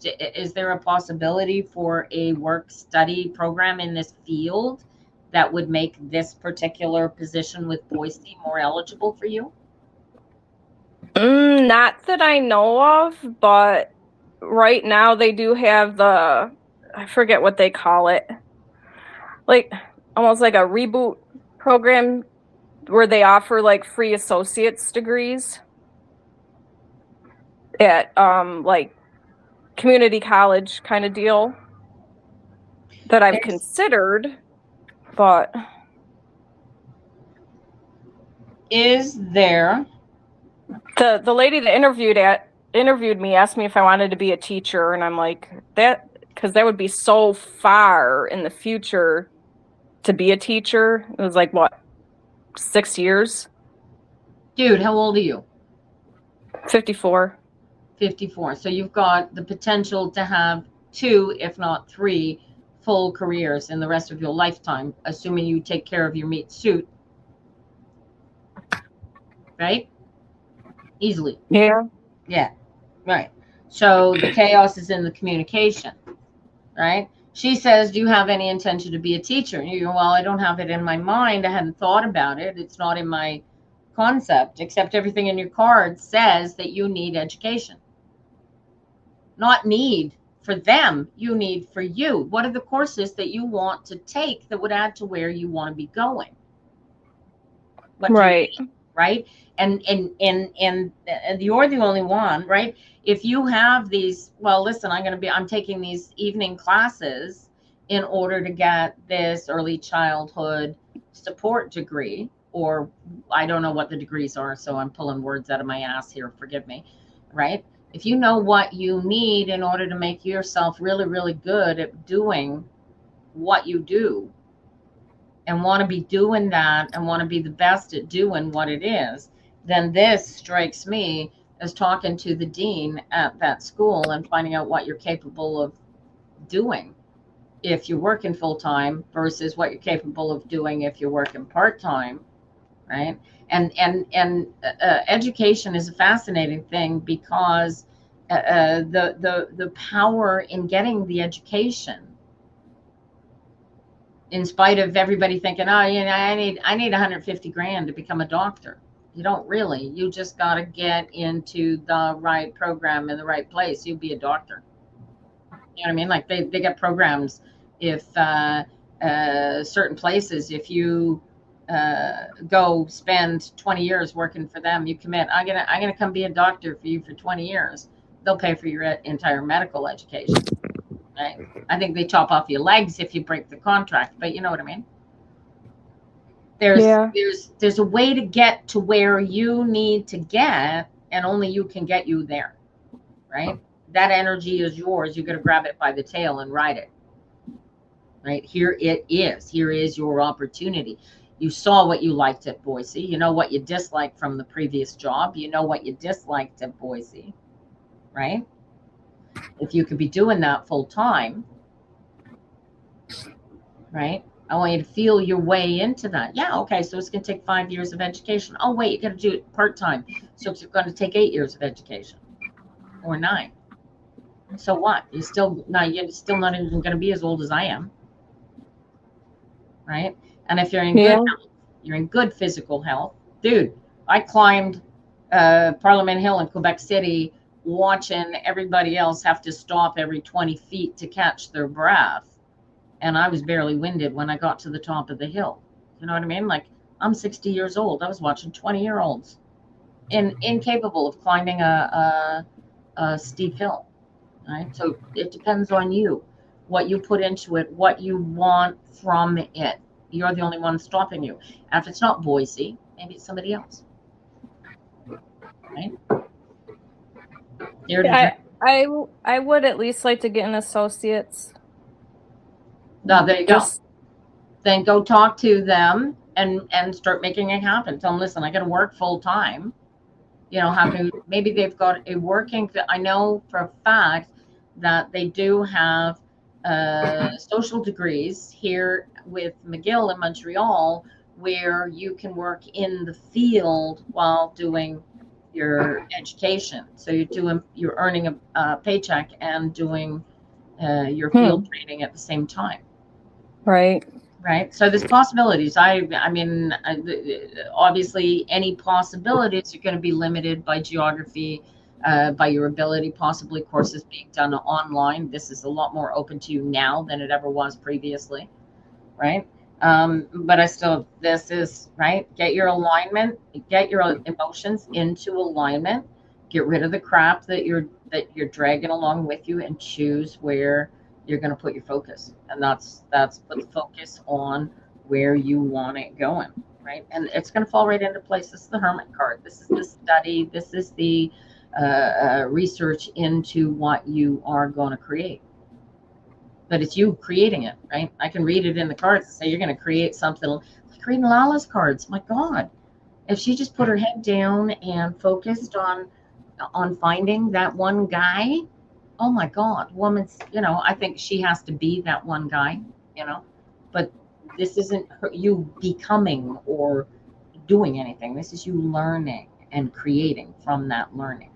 So honestly, I think talk to the dean and say, listen, this is what I need. I need to work full time because, I need an income. I need to feed myself.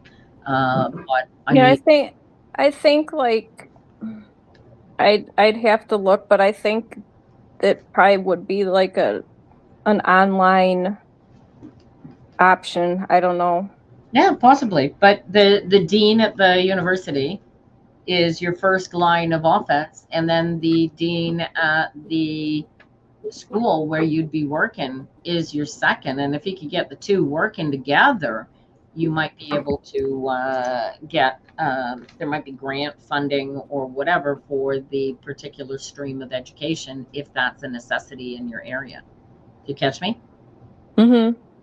But you got to look into it. So I don't know what I'm telling you to research. I don't know what you will find, but I think that if you talk to the two of them, you'll find a common seed.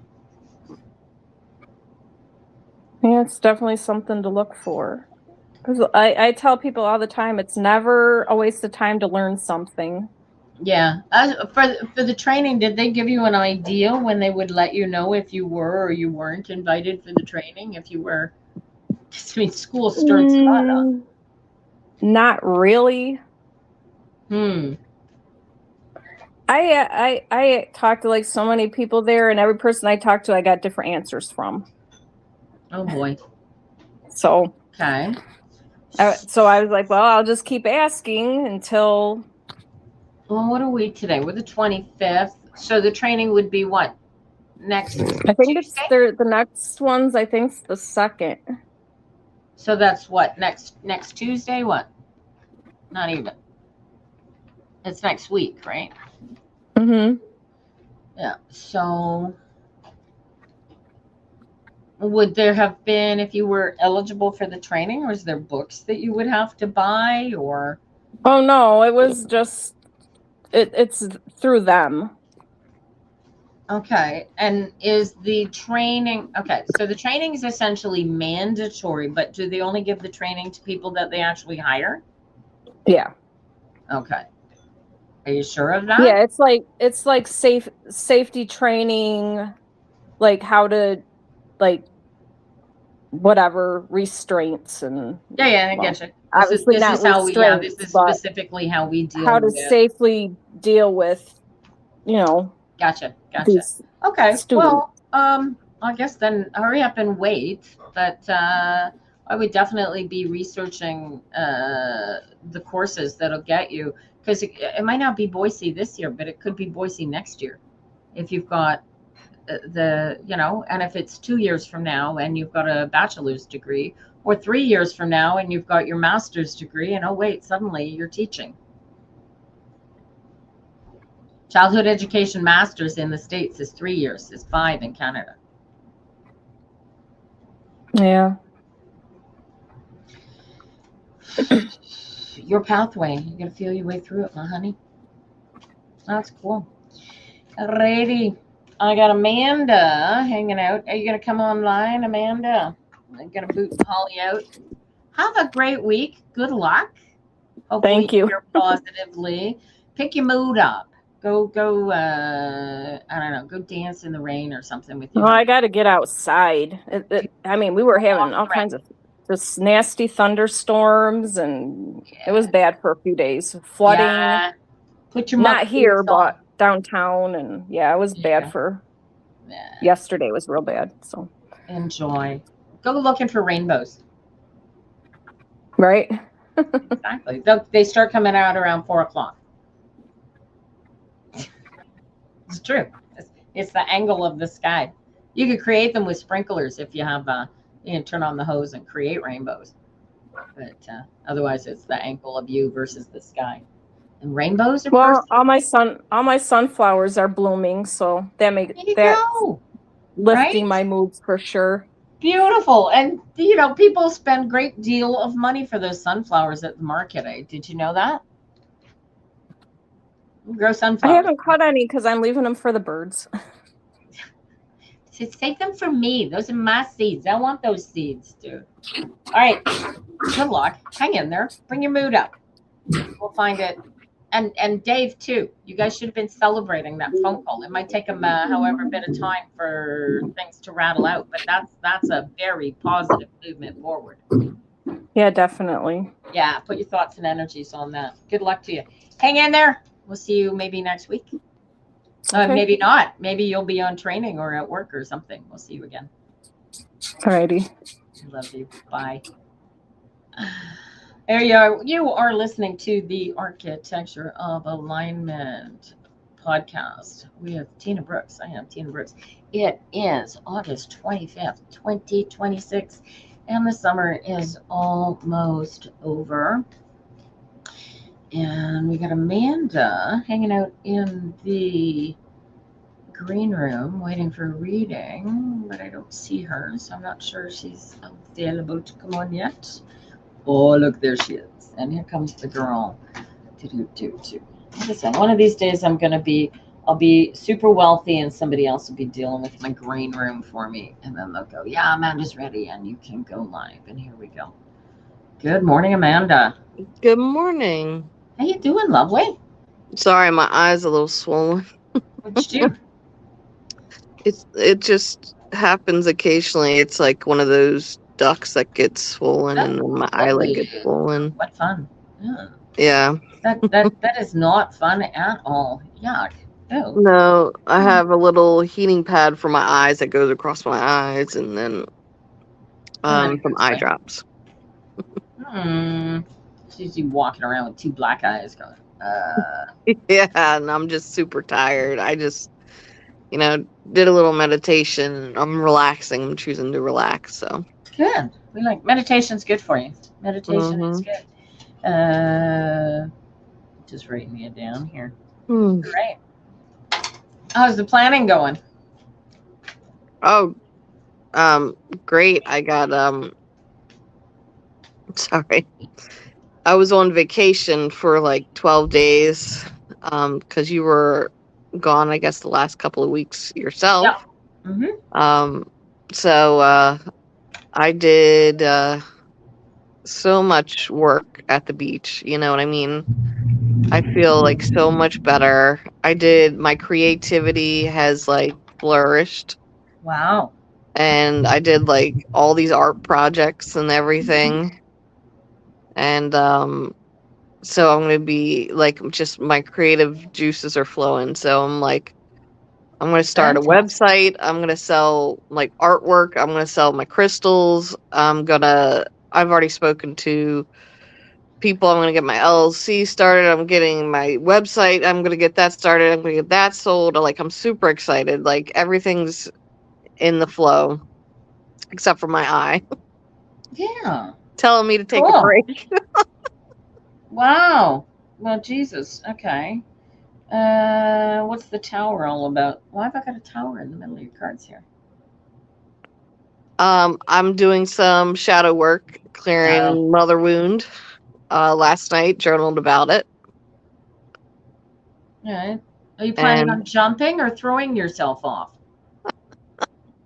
I think I'm already tumbling down. Alrighty, good to go. All right, so I love that the tower card is all about, right? So it's funny, like people see the tower card and all of a sudden it's a fearful thing, but it's like when you really get into working your internal energies like this, and a tower comes up in the cards like this, it's like, oh, what are you working out? What misconception are you trying to dig out of your suitcase so that you don't have to carry it around anymore?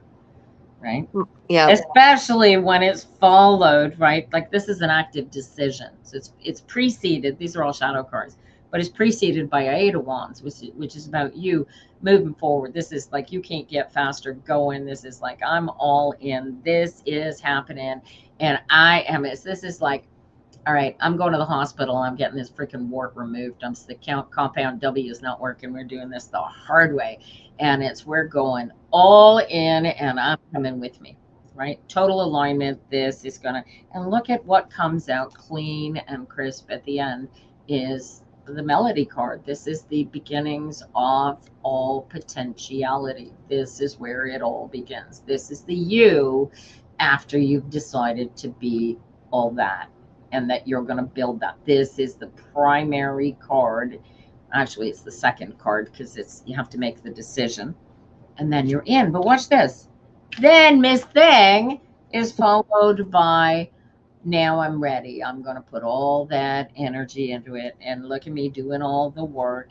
And I don't care if some of it doesn't work because I'm on my way. I'm on my way. Look at this and treating it and you're ready for the battle. You're looking forward to whatever challenge this throws at you. This is the Yeah. website coming together. This is the comfort at the idea that it's all going to be done and in place and ready to go. And look at you, all of that in a bag of chips and hit the go flip switch happiness legacy. Look at this. This is we are gonna look at you saving the world. Look at that, all that power into the oceans of love that you are able to leave behind. Yeah. Look at that. Just totally inspired and coming together. And there's your creativity required.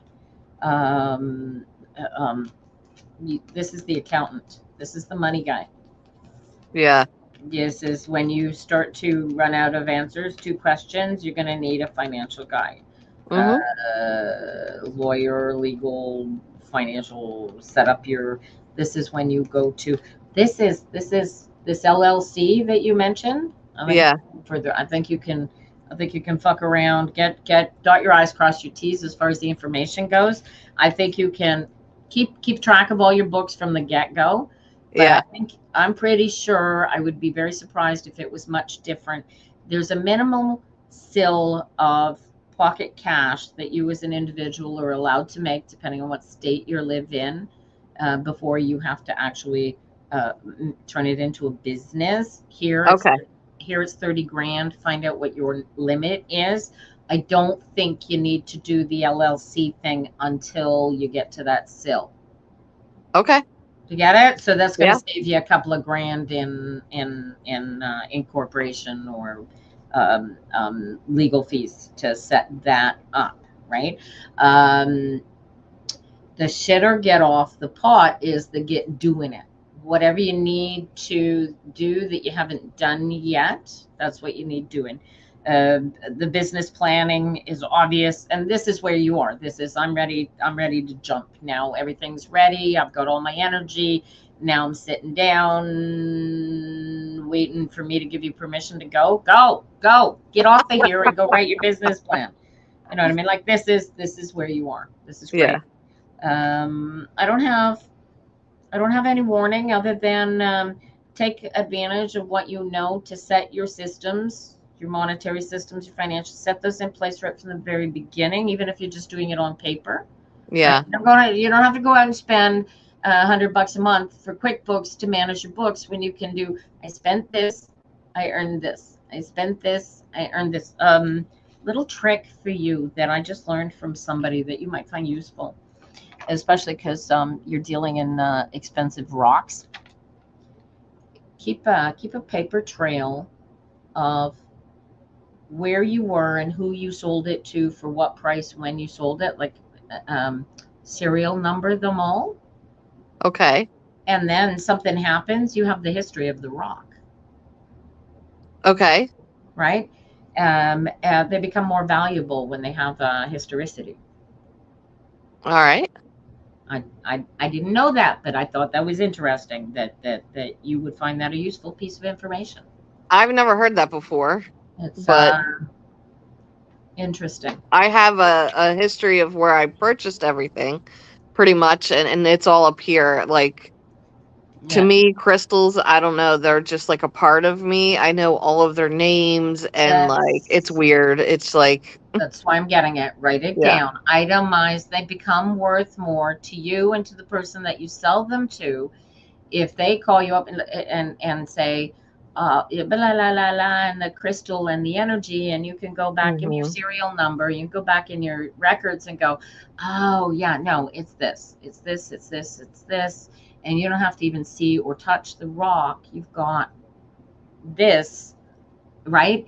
And it becomes legacy, right? Because what you know about that rock has told you. Like this one? Yes.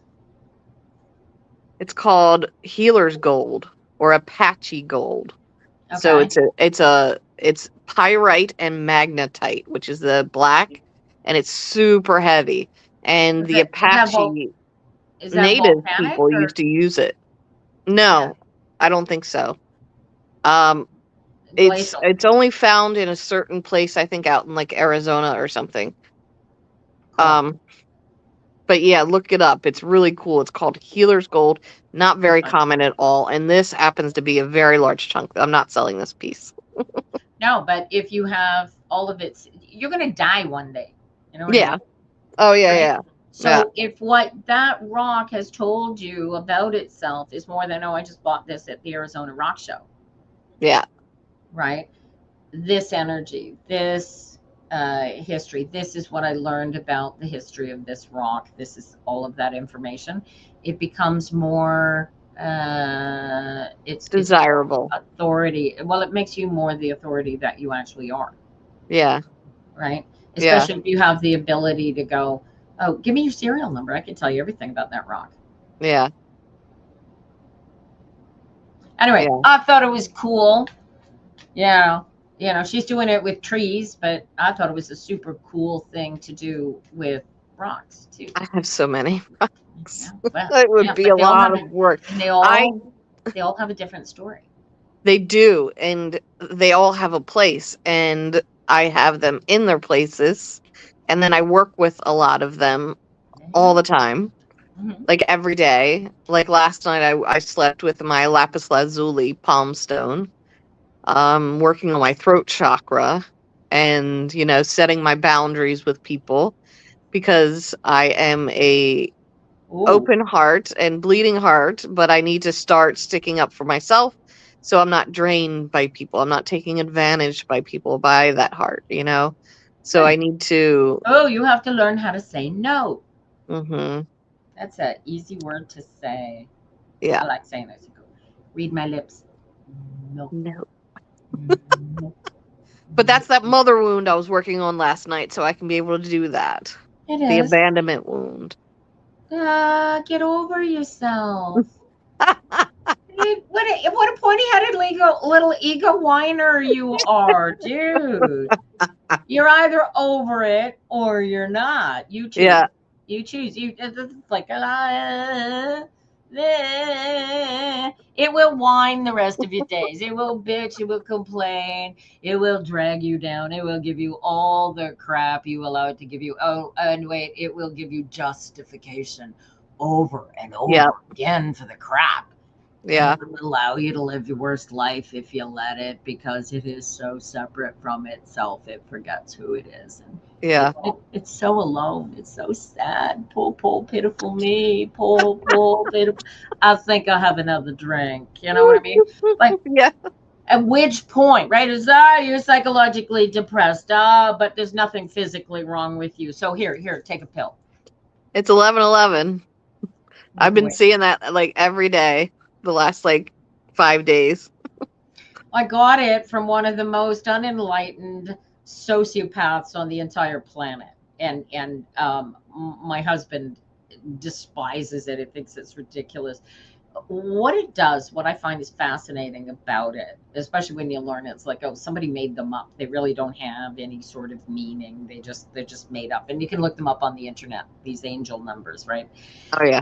What I find fascinating about it is that number 1111 happens twice a day, every day. Yeah. Without exception. So does 111, so does 222, Yeah. so does 444, et cetera, et cetera. So there's nothing magical or wonderful or special about it at all. Do you catch how mundane this magical thing is? It stands out.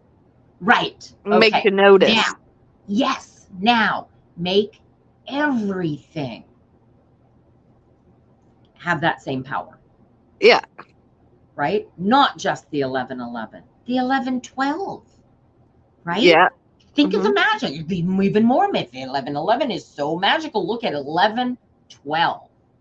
Right? That's like progression. That's extra. Good morning, Circus of Videos. Right? So it is all about how we look at who we are, where we are, when we are, what we're doing, and how much joy we choose to put into it. Right? So here you are, this crossroads, this decision of you're ready to go all in.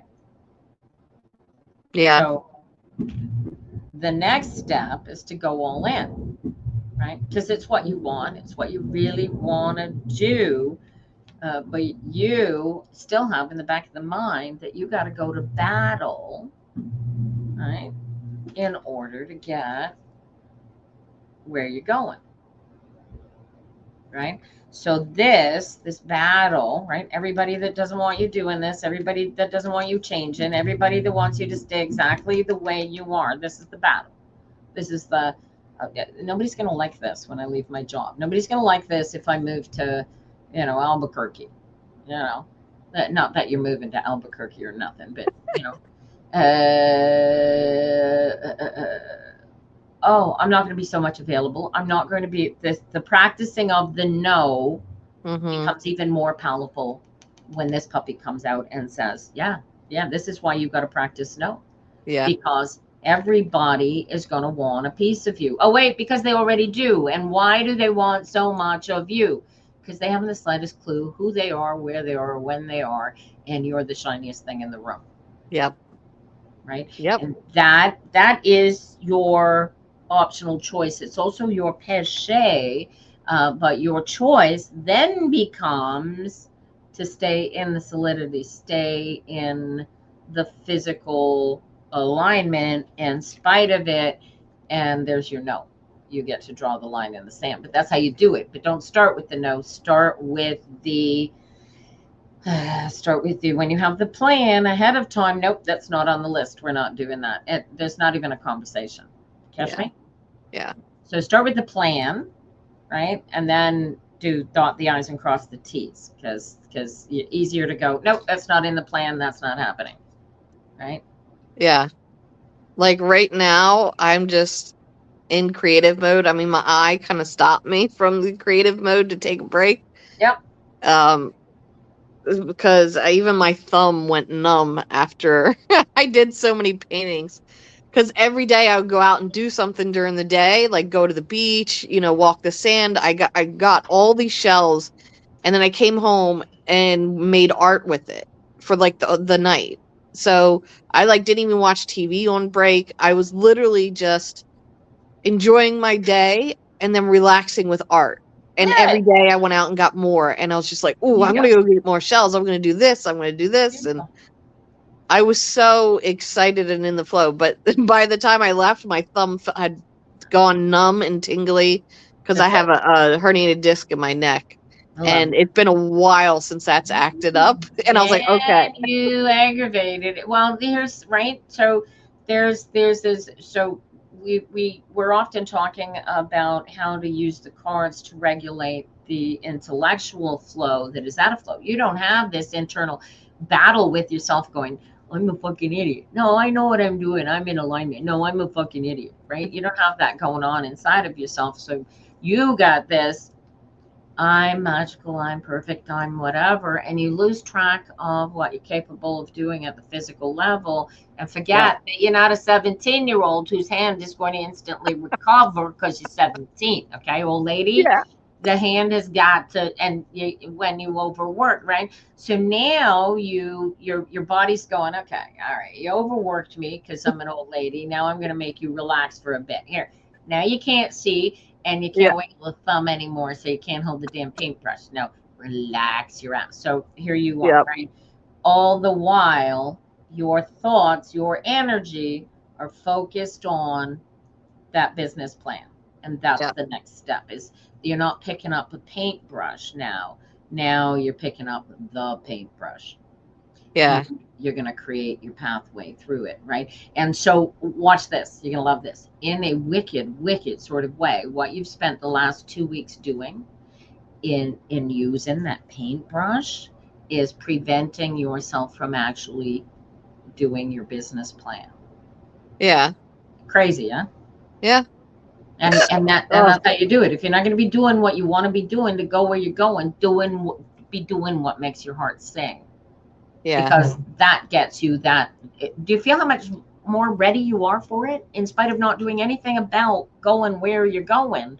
You did yeah. all this stuff over the last 2 weeks that made your heart sing and made you so completely fulfilled that you're lying here on the couch going, I need an extra 3 days to recover from this shit. Yes, I need to nap. I've been napping all morning. It's just like feel exhausted.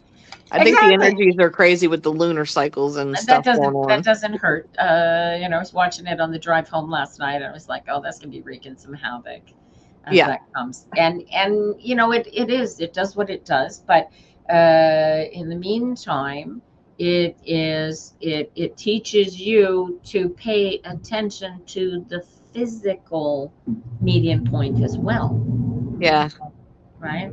yeah, So, but do you see how in doing the creative and doing what you knew you should be doing by doing something completely different, you overdid the one to prevent doing what you needed to do, but managed to successfully do what you needed to do anyway.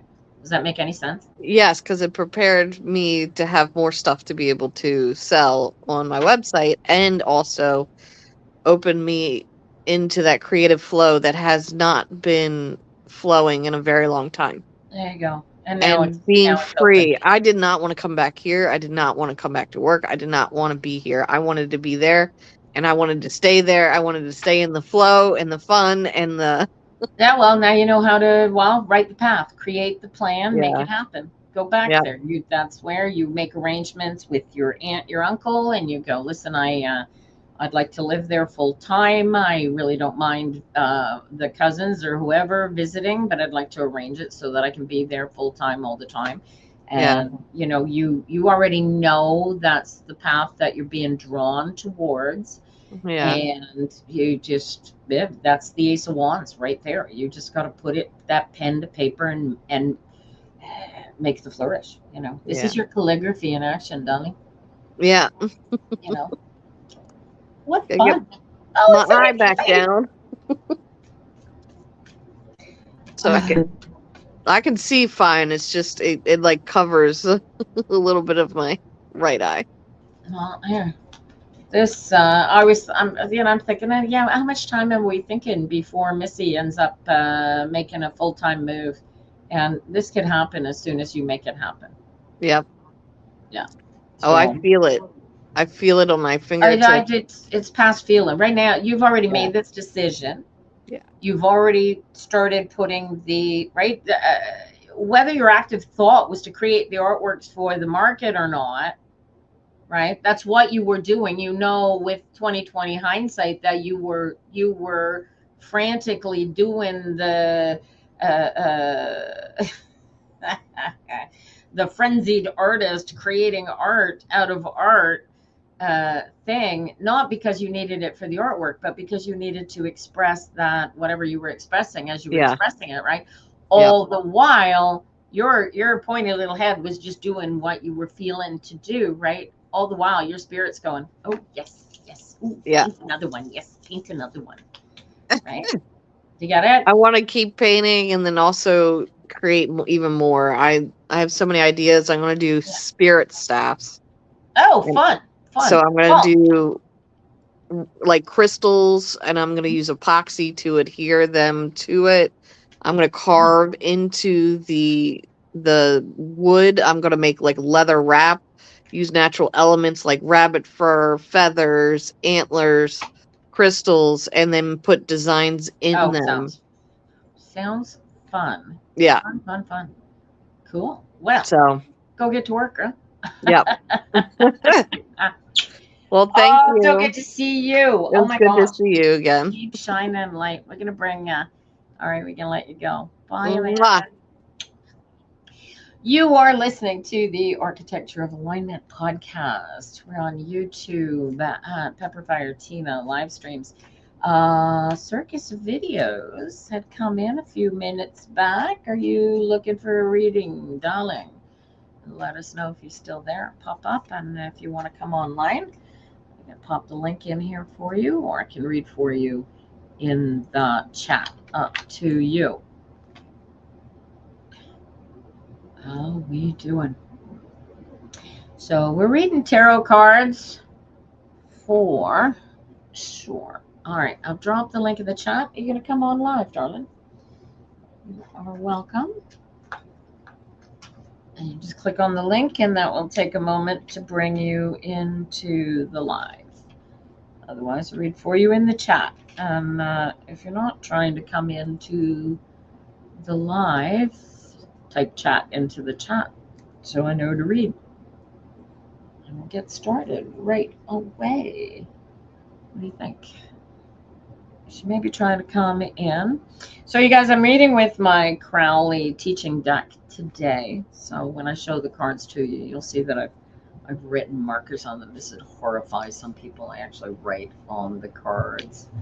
And I keep notes. I keep notes on the I Ching. I keep notes on the elements. I keep notes on the astrology of it. Here we go. Circus is coming into the studio. And when she's ready, we are going to bring them on live. Here we go. Good morning. Good morning. How you doing? Oh, I'm just here. You're just here. All right. Do you practice law of attraction, Circus? No. You don't. All right. Well, you don't know this, but you do, whether you like it or not. I'm going to teach you, hopefully, the cards are going to help you live your best life. And do you have a specific question in your life that you don't have to tell me what it is? Just tell me, yes, I have a specific question. Yeah. Yeah, you do, eh? Well, let's see what the universe thinks about your question. And then we might come back to it. Oh, Were you in a relationship most recently that you are no longer in and you can't figure out why? Yes. Ah, lovely. And this lovely knight of fire, was this a man or a woman? Man. This was a man, and he was giving you cross signals. Does he turn out to be married? I don't know. Oh, how interesting. All right, but he just suddenly gone incommunicado. What was the last message you got from him? Basically telling me his phone broke, and yeah, he was basically doing the ghosting act. You were getting too close. Mm-hmm. Yeah. This screams. This screams. He broke his phone. This screams of him having a wife. Is he older than you? No. Not much older than you. So not necessarily a wife so much as maybe a mother or a girlfriend that caught his eye. Okay, so how do you find out? You want to know. You'd like to know who this energy is. All right. How old are you, honey? 37. Okay. All right. So it's not, this is not, is he like super wealthy and like the heir to some fortune? You didn't even manage to get that close to him to find out who he is or what he is. No, he always came off poor to me. Okay. All right. But what were the mixed signals that you were getting? Like my intuition was screaming another woman and all that stuff. Yeah, but what was he saying? Oh, that was my past. I'm tired of people always throwing my past up to me. Like there was like no one there when I feel like there was. Right. But he's not, is he old enough to be married? He could Yes. easily be married, but he's younger than you are, which is why he's coming up as a knight. Okay. Can you afford to hire a private dick? Like seriously? No. What? No. I can't afford it. Good. Okay. So do you have the time to become a private detective? No. What I found out so far is a lot of bullshit on my end, to be honest. What do you mean? Tell, spill. See, this is why everybody watches this shit. They want to hear all of the drama.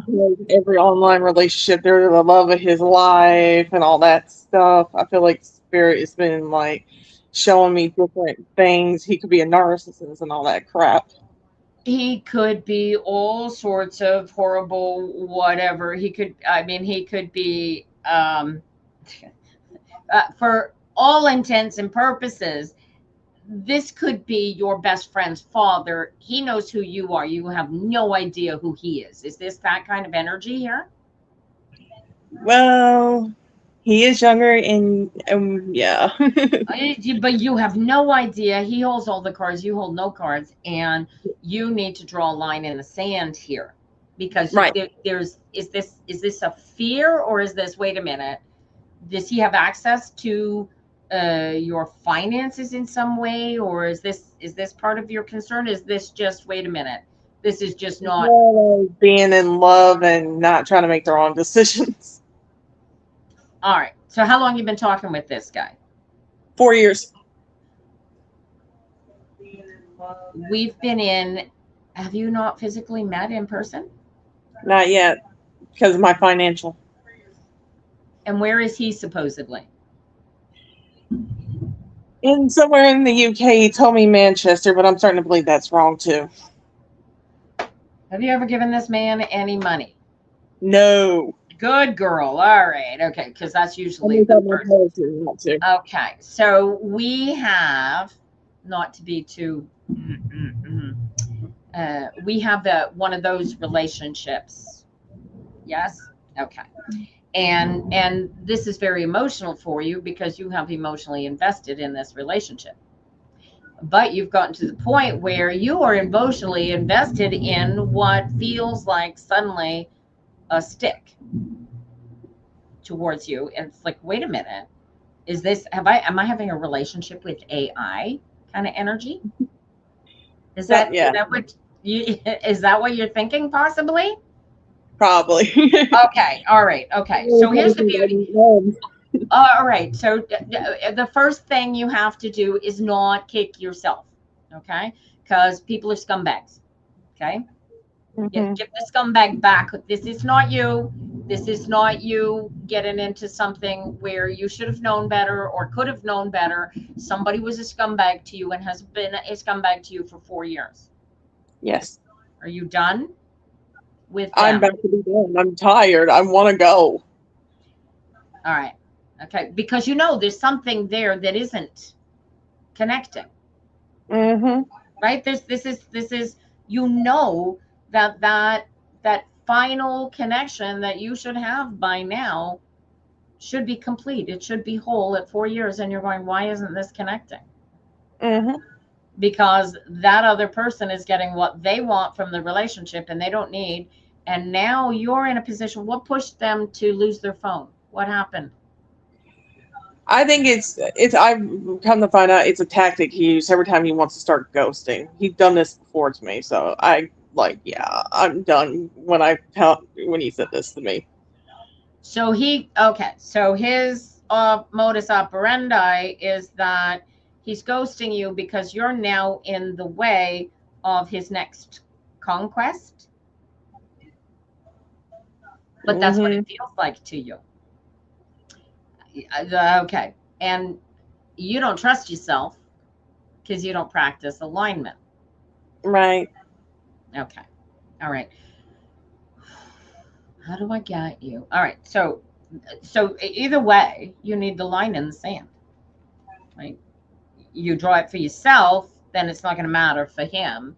You get your solidity. You just turn off the phone, block his numbers, block his connections. You go, this is I'm not playing this. This is a game you've been playing. This is 4 years of your life that you have been participating in a relationship that you thought was going somewhere. And 4 years in, you discover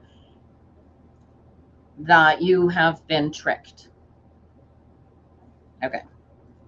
This is on him. You know this is on him. This is not on you or her, as the case may be, because you have no idea either way, do you? I know what he looks like. I've been on cam with him, but yeah. Okay. All right. Okay. So there are those who don't ever get the benefit of a live video. Right. So, all right. So, all right. So you have, you know who you are, right? And you know what you want. And what you want, you need to, you want to confront him. In some way, but I'm being told not to. Who's telling you not to? My own guidance.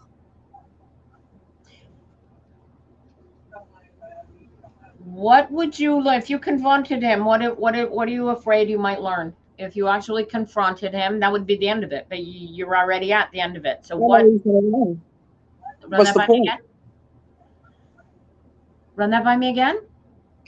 He'll hang up and run, and I know because he has an avoidant tendency. I've come to realize. Right. But you've already won. You've already closed that door. You're not continuing. So you're, what do you get? What happens if you turn around and you actually do because you really want to confront him. You want to go, I now know why you've been playing games like this for 4 years. I'm trying to figure out myself why I'm so desperate. I don't see any desperation here in the cards. I see Mhm. somebody who's put time, effort, energy, emotion into a relationship who has discovered that entire time, in spite of believing, right? This is a very powerful, do not forget that these past 4 years, you actually believed you were in a relationship, a two-way relationship, Mm-hmm. right? Don't take that away from yourself. That's a belief that you held that entire time. That may be different now that you know different. Yeah. Okay. But that was then, this is now. Okay. So do not beat yourself up. Do not allow yourself to say, oh, look what you did to yourself, dumbass. Because you were not being a dumbass. You were being a participant in what you believed was a two-way relationship, in spite of the odd difficulties along the way that said, hey, you should pay attention to this, right? You were doing what we are trained to do, which is participate in a relationship, put ourselves into it, learn everything that we can about each other in order that we can lift each other up and carry each other's wings, until the point at which something happened that said, no, dude, this is no, you need a line in the sand here. Your line, not his. Right? You know what that line is. I think part of me wants revenge, to be honest. Dude, I know it does. So the question is, right, how do you get that revenge without, right? Revenge is a dish best served cold. Like, does he know that you know? Because right now it's over. All right, the Three of Swords. You're not going back there unless he does something untoward out of the blue. I don't know, jumps on an airplane, flies, drops on one knee in front of you and says, oh no, this is just a misunderstanding, marry me and fly away. Which you and I both know is not going to happen. Yeah. Right? But there's still that part of you going, but, because that's the way the pointy-headed ego inception works, right? We always waiting, somebody's going to save us, somebody's going to bring it, right? We keep forgetting that it's us that is going to save us. It's us that is the power here, right? And you, whatever it was that he said or you saw or that clicked and you went, oh no, oh, now I know. Here's my line in the sand, right? And so the question is the line in the sand sufficient to feed the ending? This is like, how do I get, you want him to feel the hurt and the pain that you are currently feeling, and you don't know how to give it back to him because you have no clue whether or not he can even feel anything, because he could be an AI bot and you have no way of knowing. Right. And there's only one thing you can do to resolve that question. Do you know what it is? What? Get onto an airplane, fly over there, and confront him in person. I know that.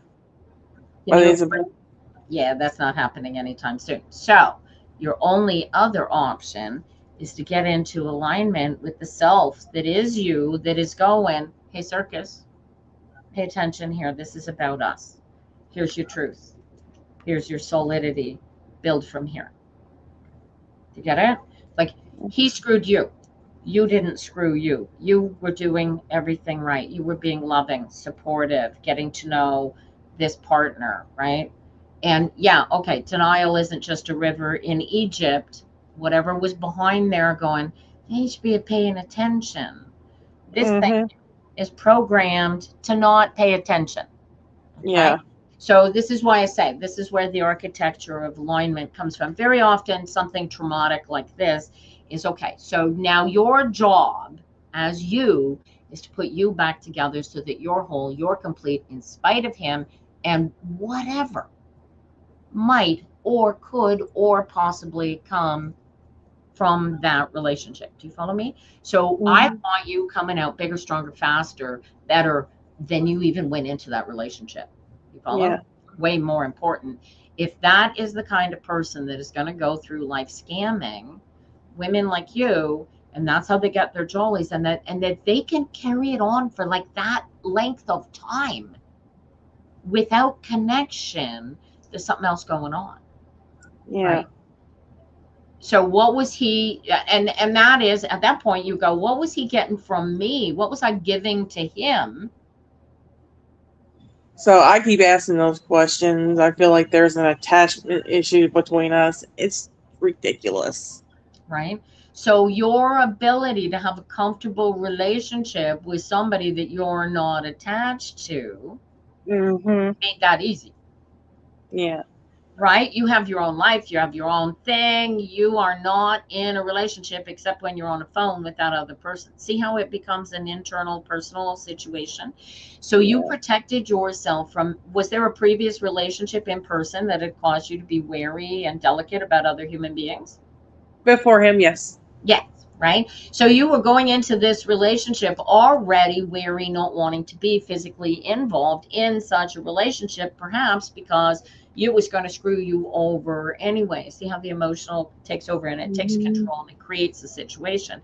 And so your actions as the thinking meat suit as opposed to the feeling meat suit, right? When you're in alignment, you feel your way through a situation.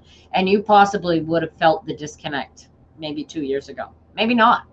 Maybe you would have only just felt it now because that was when you had to feel it. But you learned something very, very important about yourself in this relationship. One, you stupid patient, right? Right? Pat yourself on the back for what you learned about who you are and what you are capable of bringing to a relationship. Right? Yes, I'm starting to realize like I deserve more better than this, to be honest. Yes, there you go. That's your line. That line in the sand is if you are going to be this supportive and this comfortable and this caring and this loving for somebody who has to be absent, then you are perfectly, you could be a military wife comfortably. You know what I'm saying? Because you have the ability to maintain yourself in a long distance relationship. Yeah. Do you feel how I'm shifting this on you?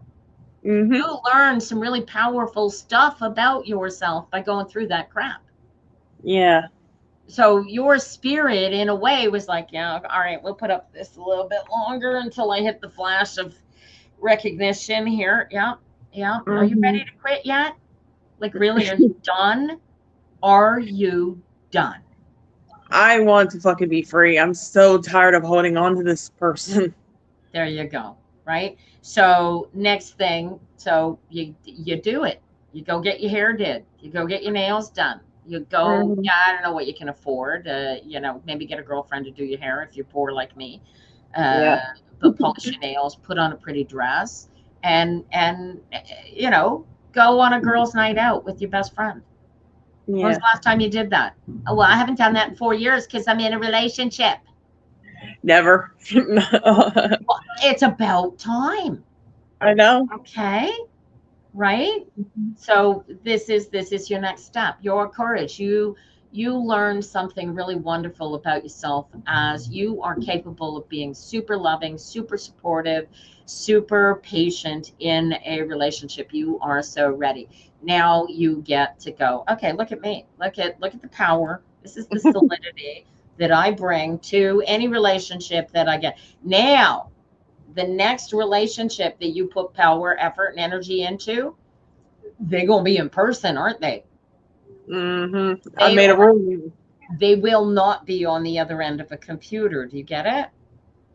Right? Like, I don't know if he's good enough to create the artificial intelligence video that would go with the artificial voice and you know what I'm saying? But this is like, okay. So you want to look at that relationship and not how I got suckered or how I got played or any of those energies. You want to look at what did I learn about myself by getting through that experience, and give yourself back your grace, because he didn't he's over, right? This is a nasty human being. He's over there. This is that scumbag Frenchman. Martian. Imagine if you married this guy and he's drugging you up before you go to bed at night, and you're passing out, and he's marching in men to take their way with you for money or for fun because he thinks it's cool, right? Like, think about where you could. Already saying, "Oh, I want to marry you" and stuff. Right before everything went down, I'm like, "Oh, okay." I'm trying to tell me what I want. I'm like, okay. Right? Do you see where I'm going with this? Like, it gives you that nice chunk of control. You didn't have this before this occurrence. Right now, you have this personal. Do not lose this. Do you feel that? That is, I want you to take a nice deep breath, and I want you to feel that I am. right? Yeah. Use that spite, use that anger, use that you were taken advantage of because you were a loving person and Yeah. shit happens. But now you know better and you're over it. Right. Feel it? Use that. That's your power there, right? Your strength becomes when Sweet Talker over there comes up, oh, but Circus, we have such a great look how wonderful, and I want to marry you, and we're going to live happily ever after. Mm-hmm. You know, and I want you to think about that woman in Paris, Mm-hmm. right? And she had no idea either. It's more like a guy in Australia, I found out. Right? Like you, Yeah. but you don't know. You Right. have no way of knowing until somebody else opens his door, shines the camera on his face, and goes, look, there he is.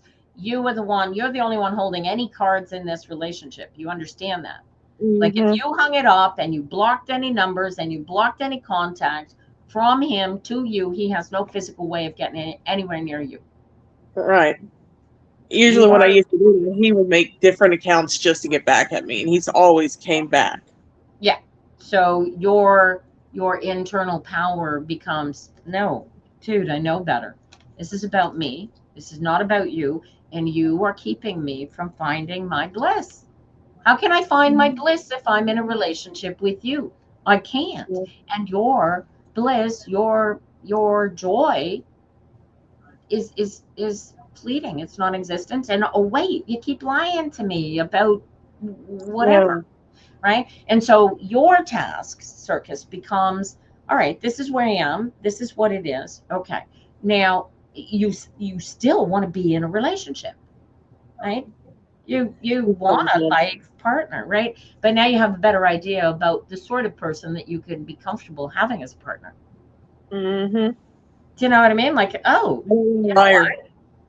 You don't want a liar, right? But you could be with a fireman, you could be with Army, Navy, Air Force, somebody that works, a doctor that works with Doctors Without Borders, somebody who's gone for 3 weeks, 3 months at a time on maneuvers, that sort of thing. And you already know, you learned something very important about yourself and about who you are and what you are in a relationship. Do you get that? Yeah. And that's the power that you need to pull from this. Right? And if the grace you give to him is that he is so pointy headed that he's lost in his that karma is going to give him what he asks for. And what he asks for is empty, non-existent relationships, more than likely because he's got a wife over there that's frigid as they come, okay? And having sex with her is like having sex with ice cubes. So he pretends to have relationships with women on the internet so he can pretend he has a sex life. You know what I mean? Yeah. Like make it as miserable and as mean as you feel comfortable making it, because it means nothing on either end. He's not even a real human being at this level. Do you know what I mean? Yeah. Right? So feel welcome. You know, paint whatever painful write a story about it, about Yeah. you know, like there's a Glenn Close movie. Was it Glenn Close? Oh, Farrah Fawcett Major. She's probably not old enough to remember this movie. And she gets kidnapped. Think of it like you've been kidnapped for 4 years by this guy, right? You've been kidnapped and held ransom for 4 years by this guy, and there was nobody coming to pay your ransom. Yeah. So you discovered that you were being held in there, and you said, okay, I got to get out of here. And now here you are. Right. That in this movie, he takes her, he kidnaps the woman, and because he wants to be with her, he wants her to be his woman, right? Which is sort of the dichotomy, interesting play on where you have been for the last 4 years.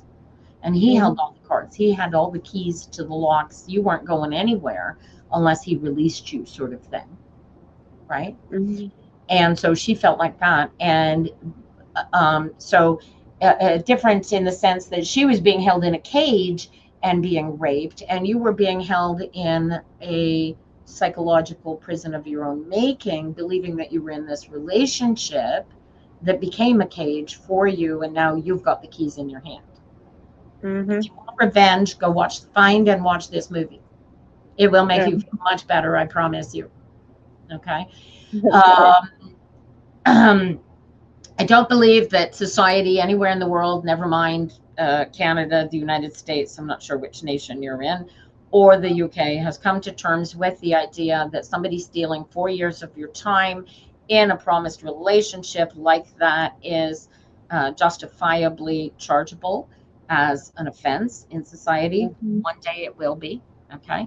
Unfortunately, right now it's not. But in the meantime, pat yourself on the back for figuring out where you are and where you can go from here and build that up. Do you feel that? Yeah. That feeling of power, that's your alignment. That's your center of any disruption, any negativity that you've got going on for yourself. Go in there, right? That's you. That's the big you. That's the atom, right?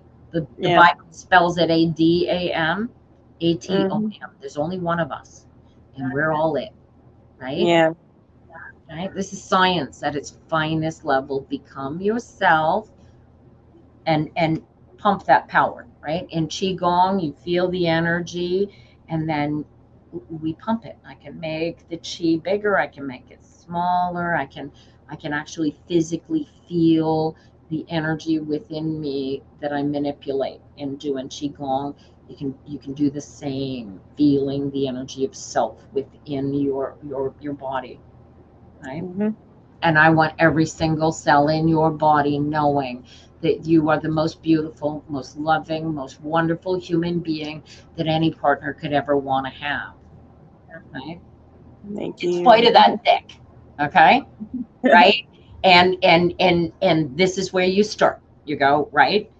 Get your hair done, do your hair, do your makeup, you know. If you're, if you're cheapy like me, go to Temu, get a new manicure.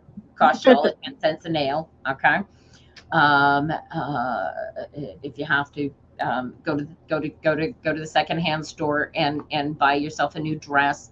I don't care what your financial situation is, but you're going to make yourself look like the best you, looking at you in the mirror. All right. And you are going to go, all right, boys, this is what you're missing. And you're going to keep that power of, I'm amazing. I am Circus. I am the most wonderful, most beautiful woman in the whole world. Do you feel that? Yeah. And I want to resell in your body, pumping that out there. Right? Because he fed on those cells. So I know they're in there. I don't want this thing going, yeah, but because it's not. If those cells weren't in there going, I'm Circus, I'm beautiful, he couldn't have fed them. I've always jokingly said he was a vampire. What's that? I always jokingly said he was a vampire. Yeah, well, yeah, vampires, my brother's a vampire too, and vampires are dicks. So when you know that the vampire's a dick, you can deal with the dick energy. Right? He's a vampire because he doesn't have his own personal power. He needs to have a mask. He needs to have something. Okay. Right. And what you have discovered is you don't need any of that because he didn't really see you. Right. Yeah. He saw what you brought to the table, and you brought all that in a bag of chips, didn't you? Right. So that's who you are. That's who I want you bringing into the rest of your life. Never mind him, but look who you created in spite of him. Yeah.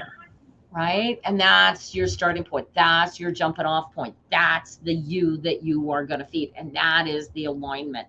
That is the law of attraction. And when you are projecting, I'm in power, I'm all that in a bag of chips, I'm the most amazing, then only people who can handle that energy are going to vibrate at the level to come to you.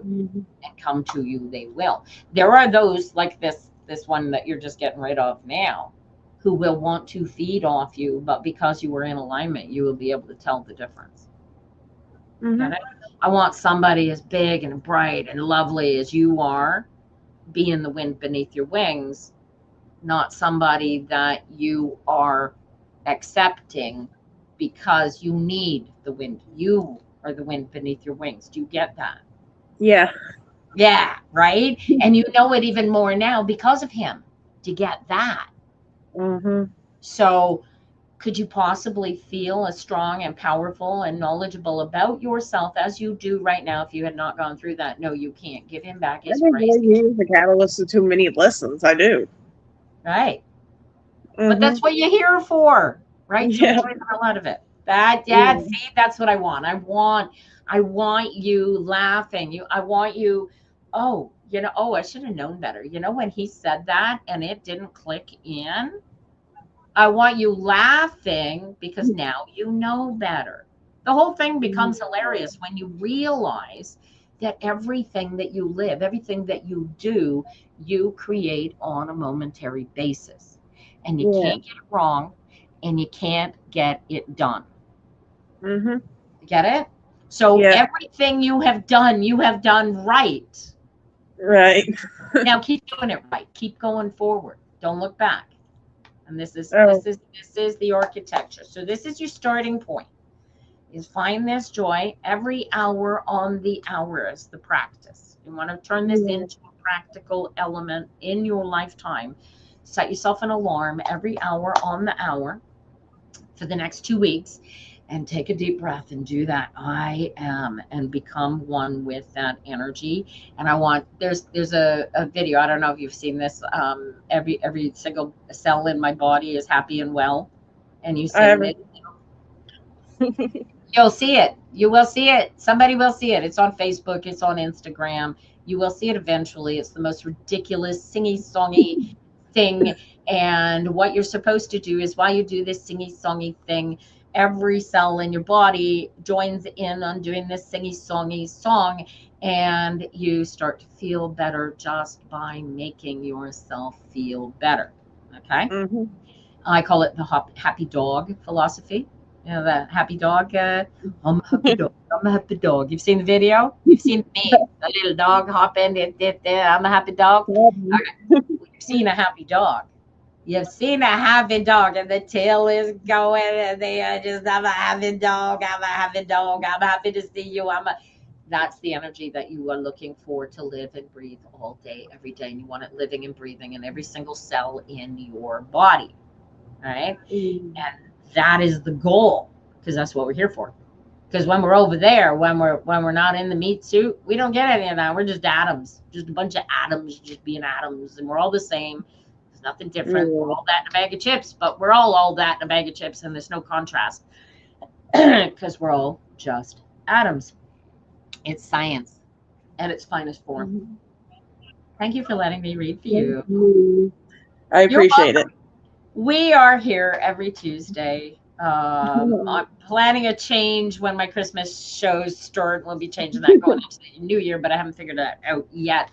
Mhm. But if you guys are watching this, follow the channel. They'll let you know when I go live.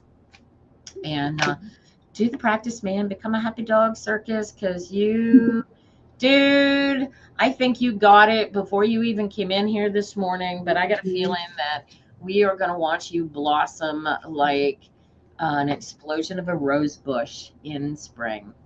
This whole situation's just been heavy on me. Like I've been waking up in the mornings wanting to throw up and all that stuff. Well, 'Cause I good. Well, feel- hopefully tomorrow morning you're going to wake up with an Mhm. anticipation of how much better your life is already, because Yeah. you're on the way, girlfriend. Thank you. But go watch this Farrah Fawcett movie, okay, and see Mhm. if you don't feel better about the revenge aspect. All right. Thank you. I'm gonna let you go. Have a great week. Hope to see you again next week. And be well, darling. Love to Bye. you. Alrighty, you have been watching the Architecture of Alignment podcast. We are live on YouTube on Tuesdays on Pepper Fire Tina channel. I'm really glad you guys all come in here this morning. This is all about I say it over and over again. It's all about living your best life. Pull it all together. Become the most powerful energy in your existence and just be. And if you're going to just be, then the easiest damn thing in the world is to just be happy. And if you don't think it's an emotional choice, then you have not been paying attention. Come back and we will shove you into living your best life. Change your life. The devil is always in the details. Much love to you all. Have a great week, and we will see you back here next Tuesday at 9 a.m. Have a good one. See you all.